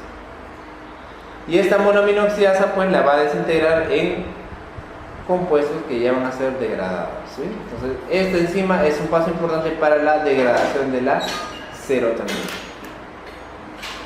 Muy bien, eso es lo mismo. Acá tenemos a la terminación nerviosa. Acá ustedes pueden ver el triptófano, que va a ser transformada a serotonina, y por acá viene la famosa monoaminooxidasa, que también va a ser encargada de degradarla, ¿sí? Por otro lado puede ser secretada la serotonina, y acá tenemos el metabolismo de la norepinefrina también, ¿no? Que va a ser metabolizada, y al final en las neuronas postsinápticas va a ser pues recibida la información, ¿no? Como ustedes pueden ver acá tenemos varios también mecanismos de acción para los distintos inhibidores de la secreción de la noradrenalina, ¿no? Por un lado tenemos, miren ustedes, acá tenemos la secreción de la norepinefrina, y ustedes ya saben que la norepinefrina se va a recaptar, ¿sí? Eso se llama recaptación de la norepinefrina. Acá tenemos por otro lado la liberación de la serotonina, que también va a tener un proceso de recaptación. Entonces, según esto, los fármacos se van a dividir, ¿ya? Por un lado tenemos a los antidepresivos tricíclicos, que van a encargarse por un lado de, sobre todo, disminuir la recaptación de noradrenalina, ¿ya? Sobre todo la recaptación de la noradrenalina. Entonces van a aumentar los niveles de noradrenalina y también potenciar el efecto de la noradrenalina a nivel alfa, ¿ya? Por otro lado tenemos la acción de los llamados inhibidores selectivos de la recaptación de la serotonina. Inhibidores selectivos de la recaptación de serotonina, los que van a disminuir la recaptación de serotonina. Ustedes saben que al disminuir la recaptación aumentamos la eficacia de la serotonina. Ya sabemos que la depresión, se postula que en la depresión la serotonina está muy benigna a menos, ¿ya? Entonces, y por otro lado tenemos a los inhibidores no selectivos de la recaptación de serotonina. Lo que van a hacer es disminuir la recaptación de la noradrenalina y también disminuir la recaptación de la serotonina, ¿no? Por eso se llaman inhibidores no selectivos de la recaptación de la serotonina, así se les llama, ¿no? Para abreviar fácil se le llama inhibidor selectivo de la recaptación de la serotonina, y al otro que capta los dos se le llama inhibidor no selectivo de la recaptación de la serotonina. Muy bien. ¿Cuáles son estos? Mira, acá tenemos los subtipos de los receptores más importantes de la serotonina, ¿no? Acá tenemos los receptores más importantes de la serotonina. Los receptores de la serotonina tienen muchas funciones a nivel del sistema nervioso central, como ustedes pueden ver acá. Acá son los que se encuentran en el núcleo del RAF, en la corteza cerebral. 5-HT1E también se encuentran en la corteza, ¿no? Otros se encuentran, por ejemplo, en las plaquetas. Acá tenemos al 5-HT2A. Este de acá se encuentra en la plaqueta y su función es agregación plaquetaria, por ejemplo, ¿no? Agregación plaquetaria. Otros, por ejemplo, como el 5-HT2B, se encuentra a nivel gástrico y la función es de contracción. Su función es de contracción gástrica, ¿sí? Muy bien, entonces por eso algunos medicamentos también se pueden usar para manejar el problema de las náuseas, por ejemplo, ¿sí? Los famosos 5-HT2B. Acá están estos de acá, justo lo que estamos hablando, ¿no? 5-HT3 son excitadores neuronales y favorecen la función de los nervios parasimpáticos, ¿no? Los nervios parasimpáticos. Acá tenemos, por ejemplo, los fármacos como el ondansetron y como el tropicentrón. Doctor, estos de acá que son, mira, estos fármacos son antagonistas de los receptores de serotonina, pero que me sirven para el manejo de los vómitos y de las náuseas, ¿ya? Vómitos y náuseas. ¿Ya? O sea, son fármacos que se usan para los vómitos en pacientes con cáncer, ¿ya? Ondansetron. Ahora, acá el efecto, como les digo, es a nivel típicamente gastrointestinal, pero también los fármacos que van a nivel de la serotonina pueden causar anomalías a nivel del sistema nervioso central, ¿ya? Pero este de acá lo utilizo por su función a nivel del tracto gastrointestinal, ondansetron y tropicentrón. Muy bien. Y acá tenemos otros fármacos, acá están ahora vamos a presentar los agonistas, por ejemplo del 5-HT1A, ¿sí? Tenemos acá a la buspirona, 5-HT1B tenemos acá al sumatriptán, a la ergotamina, que son fármacos que me ayudan a disminuir la migraña, que son antimigrañosos, ¿sí? Antimigrañosos. Y por acá vamos a tener a los antagonistas. Acá tenemos, por ejemplo, a la fluoxetina. Que la fluoxetina justamente es un también inhibidor de la recaptación de la serotonina, ¿sí? También funciona como tal, pero también puede ser un antagonista a nivel de los receptores 5-HT12. ¿Sí? 5-HT12. Estos de acá son los receptores de la serotonina. Tenemos acá algunos agonistas, algunos antagonistas. Acá tenemos al ondansetron. Y por otro lado tenemos a los fármacos que van a actuar a nivel de la recaptación, ¿no? Si ustedes se recuerdan, cuando estudiábamos lo que era adrenalina, noradrenalina, ¿se acuerdan que hablábamos de agonistas directos y agonistas indirectos? ¿Se acuerdan? ¿Sí? Por ejemplo, un agonista indirecto era la cocaína, ¿no? Pero la cocaína no se unía al receptor. ¿Qué hacía la cocaína?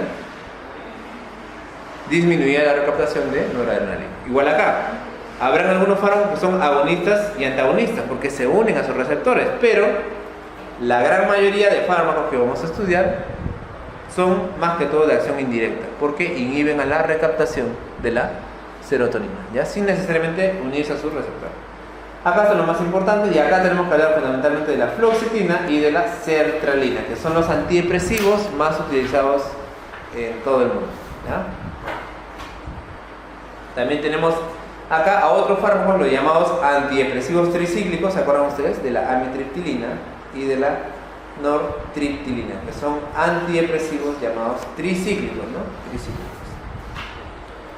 Muy bien, la sertralina entonces es un fármaco antidepresivo importantísimo, tiene efecto luego de aproximadamente de una semana de iniciado el fármaco, variabilidad muy amplia y puede demorar tanto su respuesta de hasta dentro de 8 a 12 semanas. ¿Qué quiere decir? Que yo le voy a dar al paciente la sertralina diaria para que tome, pero el paciente puede demorar un poco hasta 2 meses o 3 meses para que realmente ya tenga el efecto antidepresivo potente, ¿no? ¿Sí? Al cabo de la semana el paciente ya tiene el efecto, pero puede demorar todavía más en tener el efecto que yo deseo, ¿sí?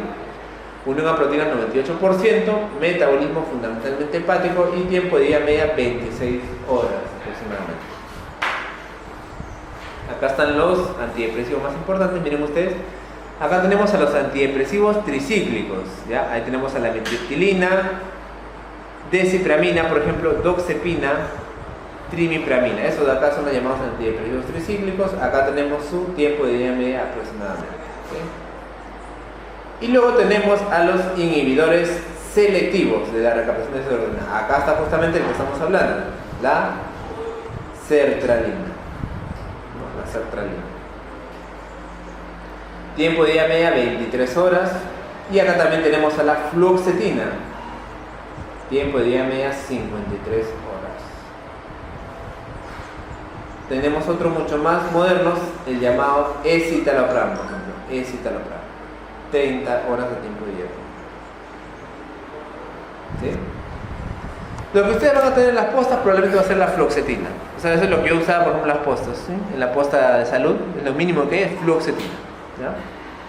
La sertralina, la que usamos más en el hospital como antidepresivo, y también tenemos el citalopram, que es todavía mucho mejor, ¿ya?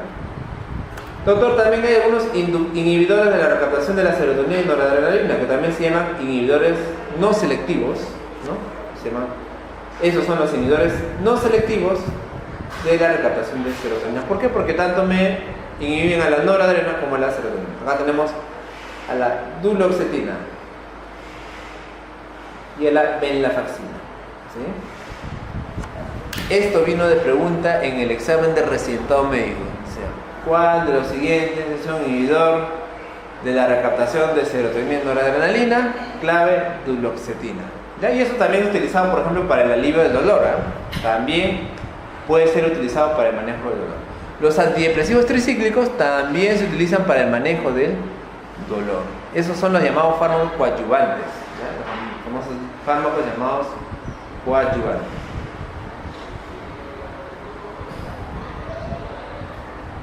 Se utilizan, por ejemplo, en el manejo de la neuralgia posherpética. La infección por herpes, ¿sí? El virus del herpes que te deja así toda una zona de dolor, eso se maneja con amitriptilina. Muy bien. Y tenemos otros antidepresivos. Acá tengo que mencionar a la mirtazapina, que lo usamos también a veces, ¿no? Mirtazapina. Muy bien. Seguimos hablando de la sertralina, ¿ya? Pertenece a los inhibidores selectivos de la recaptación de la serotonina. Provoca neurotransmisión serotoninérgica aumentada y prolongada. No posee ningún tipo de acción estimulante, sedativa o anticolinérgica y no afecta la función psicomotriz. Esto de aquí es importantísimo porque esto de acá, al ser selectivo de la serotonina, no me van a intervenir ni en GABA, no van a ser sedantes, no van a ser ni estimulantes, ni tampoco van a tener efectos anticolinérgicos, que sí lo tienen quienes, los antidepresivos tricíclicos. Por eso les digo que este es mejor, por eso se busca un inhibidor selectivo, porque no tiene el efecto anticolinérgico, ¿sí? En comparación con otros fármacos del mismo grupo, sus efectos cardiovasculares y sedantes son mucho menores. Causa de sensibilización o regulación a la baja de los receptores beta-adrenérgicos y los alfa-2 adrenérgicos. El tiempo necesario para obtener la regulación puede ser mucho más amplio, ¿no? De 2 a 4 semanas, como les dije, ¿no? La absorción de sertralina suele ser lenta, la concentración plasmática se alcanza al cabo de 6 a 8 horas y la biodisponibilidad aproximadamente es de 88%, ¿no? Por eso va muy bien en tabletas. Se une a las proteínas en el 99% y tiene un metabolismo hepático amplio por el CYP12-19 y el CYP2D6 sobre todo. Vida media aproximada 26 horas. ¿Cuáles son los efectos adversos más comunes? Apetito disminuido y pérdida de peso, ¿no? Esto de acá se ve bastante también, por eso le decía, ¿no? Algunos fármacos aumentan de peso y a este de acá hace que el paciente pierda de peso. Entonces, el paciente deprimido, ¿sí? Como obesidad, normal le podemos dar sertralina, ¿sí? Pérdida de peso, apetito disminuido, puede dar también náuseas, diarreas y por ahí nomás lo que causan en general los antidepresivos, un poco a veces es pérdida de la libido, ¿no? Eso es un efecto adverso más o menos a todos los antidepresivos, ¿no? Que les pierde las ganas, ¿no? Por el otro sexo, ¿no? La libido disminuye. Cefalea, fatiga, vértigo y todos estos fármacos me pueden dar el llamado síndrome serotoninérgico. Ahora lo vamos a ver, ¿ya? Más adelante lo vamos a ver. Todos los fármacos que me aumenten la serotonina, de cualquier manera, los antidepresivos tricíclicos, casi todos, porque todos me aumentan la serotonina, me pueden dar un síndrome llamado serotoninérgico, ¿sí? ¿Para qué lo utilizo? Tratamiento de depresión mayor. Depresión mayor quiere decir que es una depresión pues muy avanzada, muy fuerte, en la cual el paciente ya tiene ideación suicida, ¿no? O sea, cuando el paciente ya está pensando en suicidarse, a eso se le llama también depresión mayor, ¿sí? Pero también lo puedo usar en el trastorno obsesivo compulsivo, ¿eh? En el TOC. Trastorno de pánico, en el estrés postraumático y en la disforia también premenstrual, ¿no? En el estrés postraumático. ¿Cuál es el estrés postraumático? Paciente que sufre un gran trauma de la guerra, violaciones, etc. y que le queda un estrés post-trauma. Estrés postraumático. Los antidepresivos me van muy bien. ¿Qué es TOC? Trastorno obsesivo compulsivo. Una obra de teatro que hicieron hace poco, ¿no? TOC. Los clowns creo que hicieron. El trastorno obsesivo compulsivo es aquel en el que el paciente tiene siempre una obsesión por algo, ¿no? Obsesivo compulsivo. La obsesión que da paso a una compulsión. La compulsión es un ritual, es algo que el paciente siempre tiene que hacer para sentirse bien. Y la obsesión es la ideación que tiene. Por ejemplo, la obsesión, trastorno obsesivo. La obsesión que yo siempre me voy a contaminar de bacterias, ¿sí? Esa es mi obsesión. ¿Cuál es la compulsión? Lavado de manos frecuente. Si toco algo, me lavo la mano. Toco algo, me lavo. Ese es un trastorno obsesivo compulsivo. Eso también me va bien con los antidepresivos y en este caso con la sertralina. ¿Ya? Muy bien. Acá tenemos la dosis de sertralina, 50 a 200 miligramos al día. ¿Ya? Fluoxetina de 20, la pastilla viene de 10 o 20, es lo que yo usaba en la posta, 20 a 60 miligramos por día. El escitalopram también es un antidepresivo del mismo grupo, de 20, de 10 a 30 miligramos por día. ¿Ya? Muy bien. Sí, esto es lo mismo. Acá están las características farmacocinéticas, tiempo de vida media de los más importantes. Arriba tenemos los inhibidores selectivos, ¿sí? Ya les he dicho que son los mejores supuestamente, tienen menos efectos adversos, menos efectos anticolinérgicos y menos efectos noradrenérgicos, porque son selectivos. Citalopram, escitalopram, fluoxetina, paroxetina, sertralina. Luego tenemos a los no selectivos, ¿no? Que también obviamente bloquean la recaptación de la noradrenal. Tenemos ahí duloxetina, venlafaxina. Y luego tenemos a los antidepresivos tricíclicos, que son los más antiguos, ¿eh? Esos se usaban porque fueron los primeros descubiertos, ¿ya? Amitriptilina, clomipramina, imipramina. Muy bien. Y si ustedes se dan cuenta, doctor, mira abajo que dice los IMAO, ¿no? Los inhibidores de la monoaminoxidasa. ¿Se acuerdan que la monoaminoxidasa era la que degradaba, ¿no? la serotonina? Estos IMAO pues van a aumentar también su disponibilidad. ¿Ya? Tenemos ahí sobre todo a la selegilina, ¿ya? Pero no son muy buen recomendados, ahora lo vamos a ver por qué. Muy bien, tenemos a la sertralina. Vamos a hablar del síndrome serotoninérgico. El síndrome serotoninérgico se da cuando justamente los niveles de serotonina están por las nubes.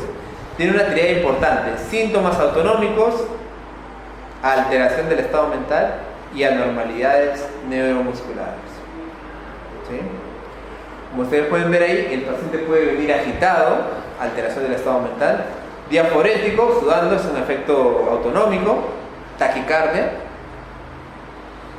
hipertensión generalmente, como dice ahí, y también anormalidades neuromusculares. Miren ustedes, ahí dice clonus, tremor, hiperreflexia, ¿sí? El paciente tiembla, entonces después es un síndrome serotoninérgico.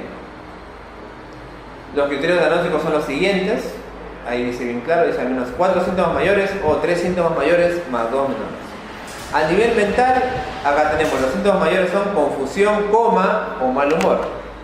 Síntomas menores, paciente nervioso, con insomnio o agitado, ¿sí? A nivel autonómico, síntomas mayores, fiebre o hiperhidrosis, sudoración excesiva. Síntomas menores, taquicardia, taquimia, disnea, diarrea o presión alta, como les dije, ¿no? Presión alta. Y los síntomas neurológicos tenemos los síntomas mayores: tremor, temblor de la mano, mioclonus, un temblor mucho más fuerte, contracción, escalofríos, rigidez, hiperreflexiva. Y síntomas menores: midriasis, deterioro de la coordinación y acaplasia. Obviamente estos síntomas no tienen que corresponder a un desorden psiquiátrico, debe excluirse causas infecciosas metabólicas o tóxicas, ¿no? Si sucede todo esto, pues esto de acá es causado por probablemente un antidepresivo inhibidor de la recaptación de la serotonina, ¿no? ¿Qué fármacos me pueden causar? Están todos. Me lo pueden causar antidepresivos, los que hemos hablado, porque me aumenta la serotonina, IMAO, antidepresivo tricíclico, etc. Y generalmente lo que sucede es que algún tipo de otro fármaco puede aumentar esto, ¿no? Entonces, acá entre los que aumentan tenemos al tramadol, tenemos a la petidina, que son analgésicos, opiáceos, ¿sí? Pero que potencian el efecto de estos antidepresivos, ¿ya? Entonces generalmente se da por combinaciones, ¿ya? Selegilina, levodopa. Estos fármacos pueden potenciar el efecto de los antidepresivos y generar el famoso síndrome serotoninérgico, ¿ya? Particularmente hasta ahora no he visto ninguno, ¿no? Pero tal vez los psiquiatras que sí ven a estos pacientes pueden ver más, ¿no? Muy bien. Tenemos también a los inhibidores de la recaptación de serotonina y noradrenalina. Ya hemos hablado de la venlafaxina y de la duloxetina, ¿no? Estos de acá se consideran de segunda o tercera línea. ¿Por qué, doctor? Porque tienen mayor letalidad potencial a alta dosis interacciones farmacológicas y efectos adversos serios, ¿no? Obviamente, aparte de todos los serotoninérgicos que hemos hablado, aparte de eso, también me pueden dar problemas noradrenérgicos, como aumento de la presión arterial, de la frecuencia cardíaca, insomnio, agitación y ansiedad. Y además también se ha visto que la venlafaxina está más ligada también a problemas cardiovasculares, ¿sí? Problemas cardiovasculares.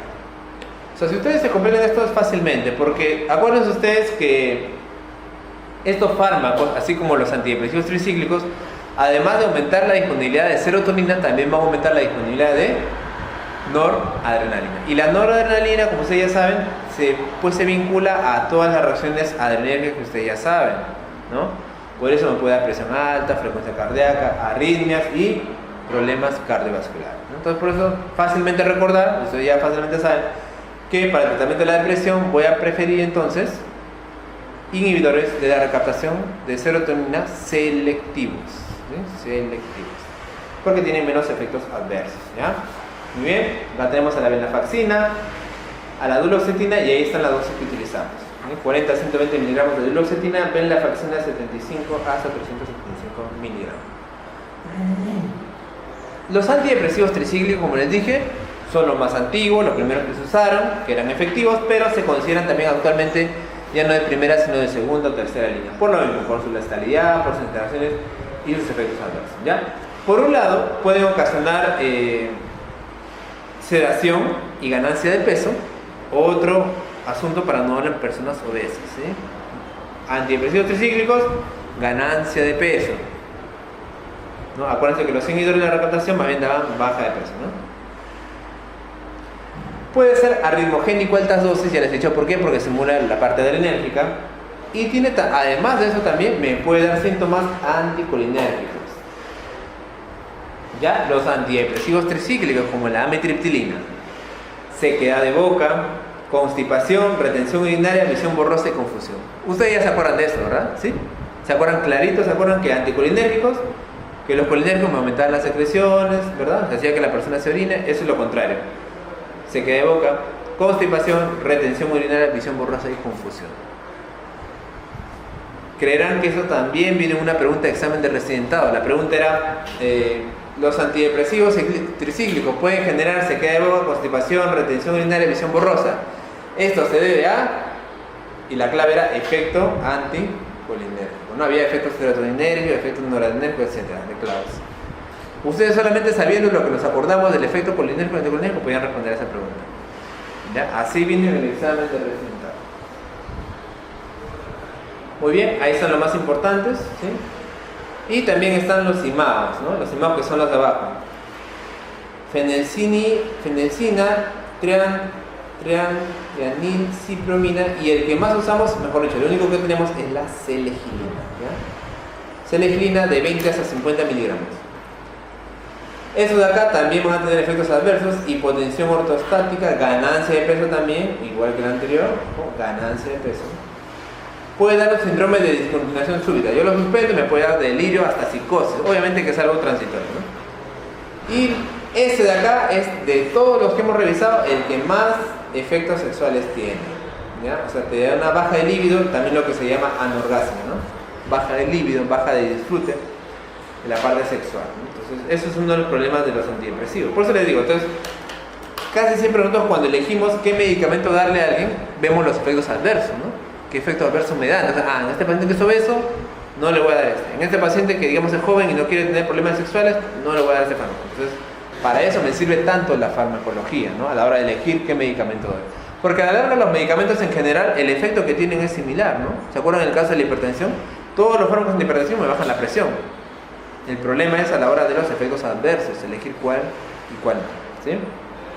Y ya acabando vamos a hablar de los antipsicóticos, ¿ya? Acá sí no vamos a profundizar demasiado porque esto de acá más que todo ya tiene que ver con psiquiatría, esa es la especialidad. Pero los antipsicóticos se utilizan, como les digo, en enfermedades ya mentales, sobre todo la esquizofrenia, que es una de las enfermedades psicóticas más frecuentes, ¿no? La esquizofrenia es una enfermedad mental que, como ustedes saben, siempre da generalmente a jóvenes, o sea, se manifiesta a partir de la adolescencia, ¿no? 14, 25 años, y tiene muchas variables, ¿no? Hay esquizofrenia hebefrénica, pero la más común de todas, ustedes saben, es la esquizofrenia paranoide. ¿Sí? La esquizofrenia paranoide. Ustedes deben haber visto películas de terror, ¿sí? Psicosis han visto, ¿no? Sí, esquizofrenia, ese tipo de... Esquizofrenia paranoide. La esquizofrenia paranoide es la más frecuente y es en la cual el paciente piensa que lo están persiguiendo. Eso es lo más frecuente, ¿no? Que el paciente piensa que le quieren hacer daño, que lo quieren matar, etc., ¿no? Este tipo de personas escuchan voces, ¿no? O escuchan siempre gente que la está insultando, ¿no? Esas personas a veces que se suicidan, por ejemplo, ¿no? O se suicidan o hacen cosas indebidas, como asesinar a alguien, a veces son pacientes esquizofrénicos en los cuales sus voces son los que le dicen, bueno, tírate del piso, tírate, ¿no? O mata tal. Entonces tienen alteraciones del pensamiento, ¿no? Esa es la llamada esquizofrenia, y esos pacientes pues son los que consumen los llamados antipsicóticos, ¿ya? El problema en la psicosis se ha visto también, esto de acá ha tenido pregunta también en los exámenes de salud, ¿cuál es el neurotransmisor implicado en la psicosis? Están todos implicados, pero los que más están implicados son los de la dopamina, ¿ya? También está implicado la adrenalina, la norepinefrina, pero el más importante es la dopamina, ¿ya? La dopamina. Y justamente lo que van a hacer los antipsicóticos va a ser alterar el ritmo de esta dopamina, ¿no? Como ustedes pueden ver acá está el litio, ¿sí? El litio lo que va a hacer, por un lado va a ser inhibir a la dopamina y por otro lado también va a ser favorecer pues el metabolismo de la misma, ¿ya? El litio. ¿Ya? Acá están los medicamentos más importantes, ustedes por ahí les digo sí, recordar cuáles son los llamados antipsicóticos típicos y los antipsicóticos atípicos, ¿ya? Los típicos, como ustedes pueden ver ahí, son los más antiguos. La clorpromacina, que es lo más antiguazo, en la década de las 50, 60. Actualmente no se usa prácticamente. Clorpromacina, flufenacina, que ya no se usa. El que usamos actualmente mayormente es el haloperidol, ¿no? Haloperidol. El haloperidol lo usamos bastante, lo tenemos en gotas, lo tenemos en tabletas y lo tenemos en ampollas, ¿sí? Pregunta de examen también, cuando viene un paciente con psicosis aguda, ¿qué le ponemos? Haloperidol, ¿no? 5 miligramos intramuscular. Ustedes han visto cuando a los loquitos, los loquitos que empiezan a hacer escándalo y entre varios los agarran, ¿sí? Y en las películas les ponen una ampolla, probablemente sea haloperidol, ¿no? Haloperidol.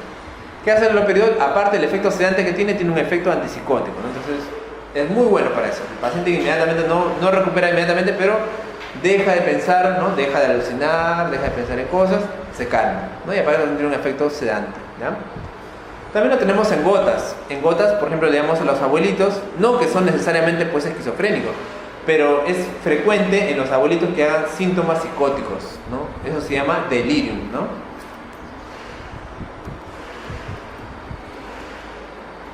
O sea, la esquizofrenia suele ser la enfermedad psicótica genética, ¿sí? Que se da en la adolescencia, que el paciente tiene pues, ¿no? el trastorno psicótico siempre, ¿no? En cambio el delirium es un trastorno psicótico momentáneo, pasajero, agudo, que les da a los abuelitos cuando tienen cualquier tipo, hiponatremia, una infección, lo que sea. O sea, incluso la hospitalización misma, algunos abuelitos que tienen ya pues 90, ¿no? 80 años, les da delirium, empiezan a hablar, ¿no? Incoherencias, gritan, se agitan, pero es algo realmente transitorio, ¿ya? Pero para el episodio agudo le puedo dar haloperidol, ¿no? Gotitas para que el abuelito se calme, ¿ya? Entonces, a veces le damos 5 gotas cada 8 horas o 10 gotas cada 8 horas. Y ya se pone muy espeso, ya le ponemos ampolla, se plancha el abuelito. Muy bien. Y luego tenemos a los antipsicóticos atípicos. O sea, se les llama atípicos, pero en verdad son los de mejor generación, son los modernos, ¿ya? Acá tenemos sobre todo a la clozapina y a la olanzapina, ¿no? Por ejemplo. Ya son los modernos, los nuevos. No tienen menos efectos adversos, como ahora vamos a ver, ¿sí? Y también tenemos a otros como la quetiapina. La quetiapina también se usa bastante en inducción analgésica, pero en ampollas potentísima, ¿no? Pero si no en tabletas también va muy bien. Y la llamada risperidona, que lo usan bastante en los abuelitos también. Son varios pacientes que tenemos hospitalizados, le damos su risperidona para que estén mejor, ¿no? Risperidona. Muy bien. Y acá tenemos a los efectos secundarios neurológicos más importantes de los fármacos antipsicóticos, ¿no? Los fármacos antipsicóticos. Acá tenemos sobre todo esos efectos que ven ustedes acá. Esos efectos que ven acá, sobre todo, se ven con los fármacos antipsicóticos típicos, obviamente, ¿ya? Con el haloperidol, con la clorpromacina. La distonía aguda, por ejemplo, ¿no? Espasmo del músculo de la lengua, de la cara, ese espasmo muy severo, muscular, distonía aguda, ¿ya? Tiempo de inicio dentro de 1 a los 5 días, y se ha propuesto que es por el antagonismo de la dopamina, ¿no? El antagonismo de la dopamina. Tratamiento antiparkinsoniano. La acaticia es la inquietud subjetiva objetiva. El paciente tiene una inquietud de moverse, eso se da también por antipsicóticos generalmente típicos. Se puede iniciar desde los 5 hasta los 2 meses iniciado el tratamiento, ¿ya? ¿Cuál es lo que se hace en esos casos? Se reduce la dosis o se puede cambiar a otro fármaco, ¿no?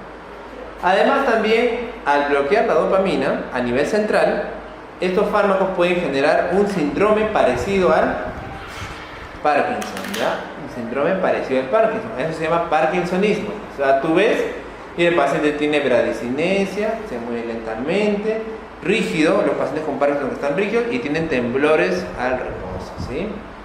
Eso de acá se da de 5 a 30 días y obviamente los ancianos tienen más riesgo de presentar ese tipo de síndrome, ¿ya? Entonces, el problema con estos antipsicóticos es que pueden generar problemas a nivel tipo parkinsonismo, acaticia o distonía aguda. Y los medicamentos, los que hemos hablado, como la olanzapina o la clozapina, son utilizados bastante en el tratamiento de esquizofrenia y estos de aquí generan menos efectos adversos, ¿ya? Y luego existe también el llamado síndrome neuroléptico maligno, que esto de acá es un síndrome, una emergencia casi psiquiátrica, ¿ya? El síndrome neuroléptico maligno es una reacción que se da a diversos tipos de antipsicóticos, ¿ya? Pero generalmente se da en fármacos más potentes, ¿no? Y obviamente a dosis elevadas, ¿no? Es dosis dependiente, sobre todo cuando se administran en ampollas, ¿ya? Lo que va a dar al paciente es una inestabilidad autonómica. El paciente puede tener hipertermia, que esto es, digamos, lo más saltante, ¿no? Es una fiebre exageradísima, ¿no? 40 grados, una fiebre que no es por infección, que es por el fármaco, ¿no?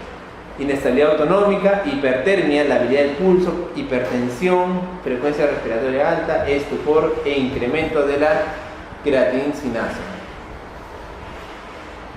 ¿ya? Y además puede acompañarse de miolobinemia por nefrotoxicidad potencial. ¿Se acuerdan ustedes que les había hablado de la vía intramuscular? Sí, que podía aumentar ciertas pruebas. ¿Se acuerdan que les hablé? Eso le dije en farmacodinámica. La vía intramuscular, cuando tú pones en ampollas, a veces puede aumentar la CPK, que es muscular, y te puede confundir justo en el diagnóstico diferencial con un síndrome neuroléptico maligno. Porque cuando vienen pacientes al psiquiatra con esas alteraciones, fiebre, labilidad de pulso, estupor, o sea, no responden, y tú le tomas el examen de la CPK, que es la creatincinasa, y está recontra elevada, una posibilidad alta es el síndrome neuroléptico maligno, ocasionado por antipsicóticos. Y entonces a veces a mí me han pasado varias veces que el psiquiatra me llama y me dice: doctor, acá hay un paciente que está grave, a ver qué tiene, síndrome neuroléptico maligno. Lo voy a ver y efectivamente es un paciente que ha tomado antipsicóticos, que le han puesto y que ha desarrollado una reacción adversa, llamada neuroléptico maligno, hipertermia, fiebre y la CPK recontra elevada, ¿ya? Eso de ahí es una reacción característica de estos compuestos, ¿ya? Entonces, por ahí alguna vez le pueden dar una pregunta así, de hecho que lo va a venir, si ustedes estudian fármaco, lo va a venir una vez, ¿no? Complicación importante, síndrome neuroléptico maligno, también le llaman hipertermia maligna, le dicen, ¿no? Hipertermia maligna, ¿ya?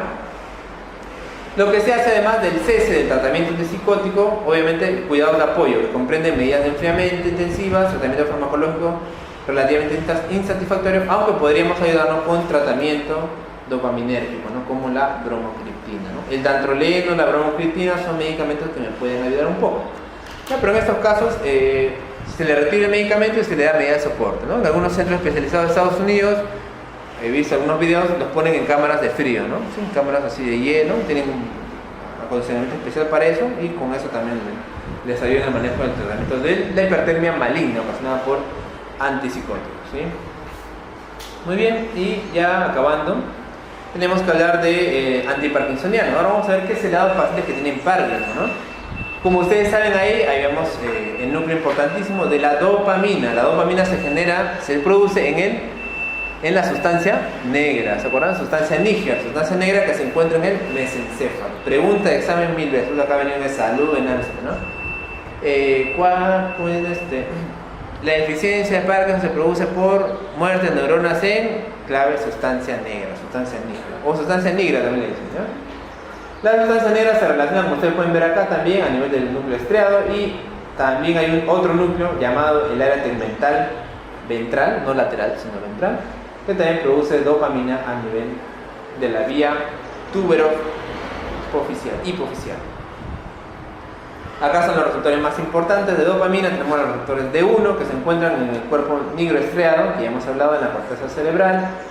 Los receptores tipo 2, acá tenemos al agonista que es la bromocriptina, por ejemplo, que se encuentra en el cuerpo neoestriado y en el tubérculo olfativo que se acerca a la nariz. El núcleo número D3, el receptor D4 que se encuentra mayormente en el mesencéfalo y en la amígdala. Esos son los receptores dopaminérgicos a nivel neurológico. Muy bien. Y lo que vamos a hacer acá nosotros, acá tenemos la síntesis de la dopamina, como les he explicado una vez, ¿no? La fenilalanina pasa a tirosina, la tirosina pasa a la famosa L-dopa y la L-dopa pasa a la dopamina. ¿Sí? Para pasar de L-dopa a dopamina necesitamos una decarboxilasa, que es la que va a pasar a la dopamina. Por eso les decía bien claro que la levodopa se da con una enzima llamada carbidopa. La levodopa se convierte en dopamina por las enzimas estriatales. Lo que va a hacer la carbidopa es inhibir esta descarboxilación. La levodopa carbidopa se da una pastilla, una sola. La carbidopa lo que va a hacer es inhibir la descarboxilación de la L-dopa. Cuando llega al sistema nervioso central, ahí sí la carbidopa ya no pasa, y entonces recién la levodopa se va a transformar a dopamina en el sistema nervioso central. Por eso utilizo la carbidopa, para que no sea metabolizada antes, ¿no? La absorción es muy buena, pero sí es alterada por comidas ricas en grasas o proteínas. Ya, biodisponibilidad 70% de la levodopa y de la carbidopa 55%. ¿Ya? Entonces acá simplemente lo que se hace, se trata de la levodopa, es un medicamento que es un suplemento de la dopamina, ¿no? Porque el paciente con Parkinson tiene deficiencia de dopamina, le vamos a dar la levodopa, carbidopa se le puede dar una vez al día o una vez hasta cada 8 horas, ¿no? Con eso de ahí el paciente que lo toma bien, el paciente va a poder tener mejoría de todos sus síntomas, ¿no? Va a tener menos rigidez, ya no va a tener tanto temblor de manos, todos los síntomas de la enfermedad de Parkinson, ¿no? Y también puede dar un poquito en lo que es la memoria, ¿no? Pero el tratamiento base de la enfermedad de Parkinson puede ser la famosa levodopa carbidopa, ¿no? Que es lo más importante. Muy bien. Ya con esto hemos revisado lo más importante del sistema nervioso central. La próxima clase, me parece, es de antibióticos. Ya hemos acabado el sistema nervioso, hemos hablado de autonómico, sistema nervioso central, hemos hablado de antihipertensivos, y la próxima clase va a ser de antibióticos. Ya ahí más que todo vamos a ver los grupos farmacológicos más importantes. Ya hablemos un poco de terapéutica. Lo que pasa es que no puedo hablar con ustedes mucho de terapéutica, pero tengo que hablar necesariamente porque es importante, ¿ya? Pero vamos a hablar de todos los antibióticos, la amoxicilina, penicilina, ceftriaxona, todo lo que ustedes conocen, ¿ya?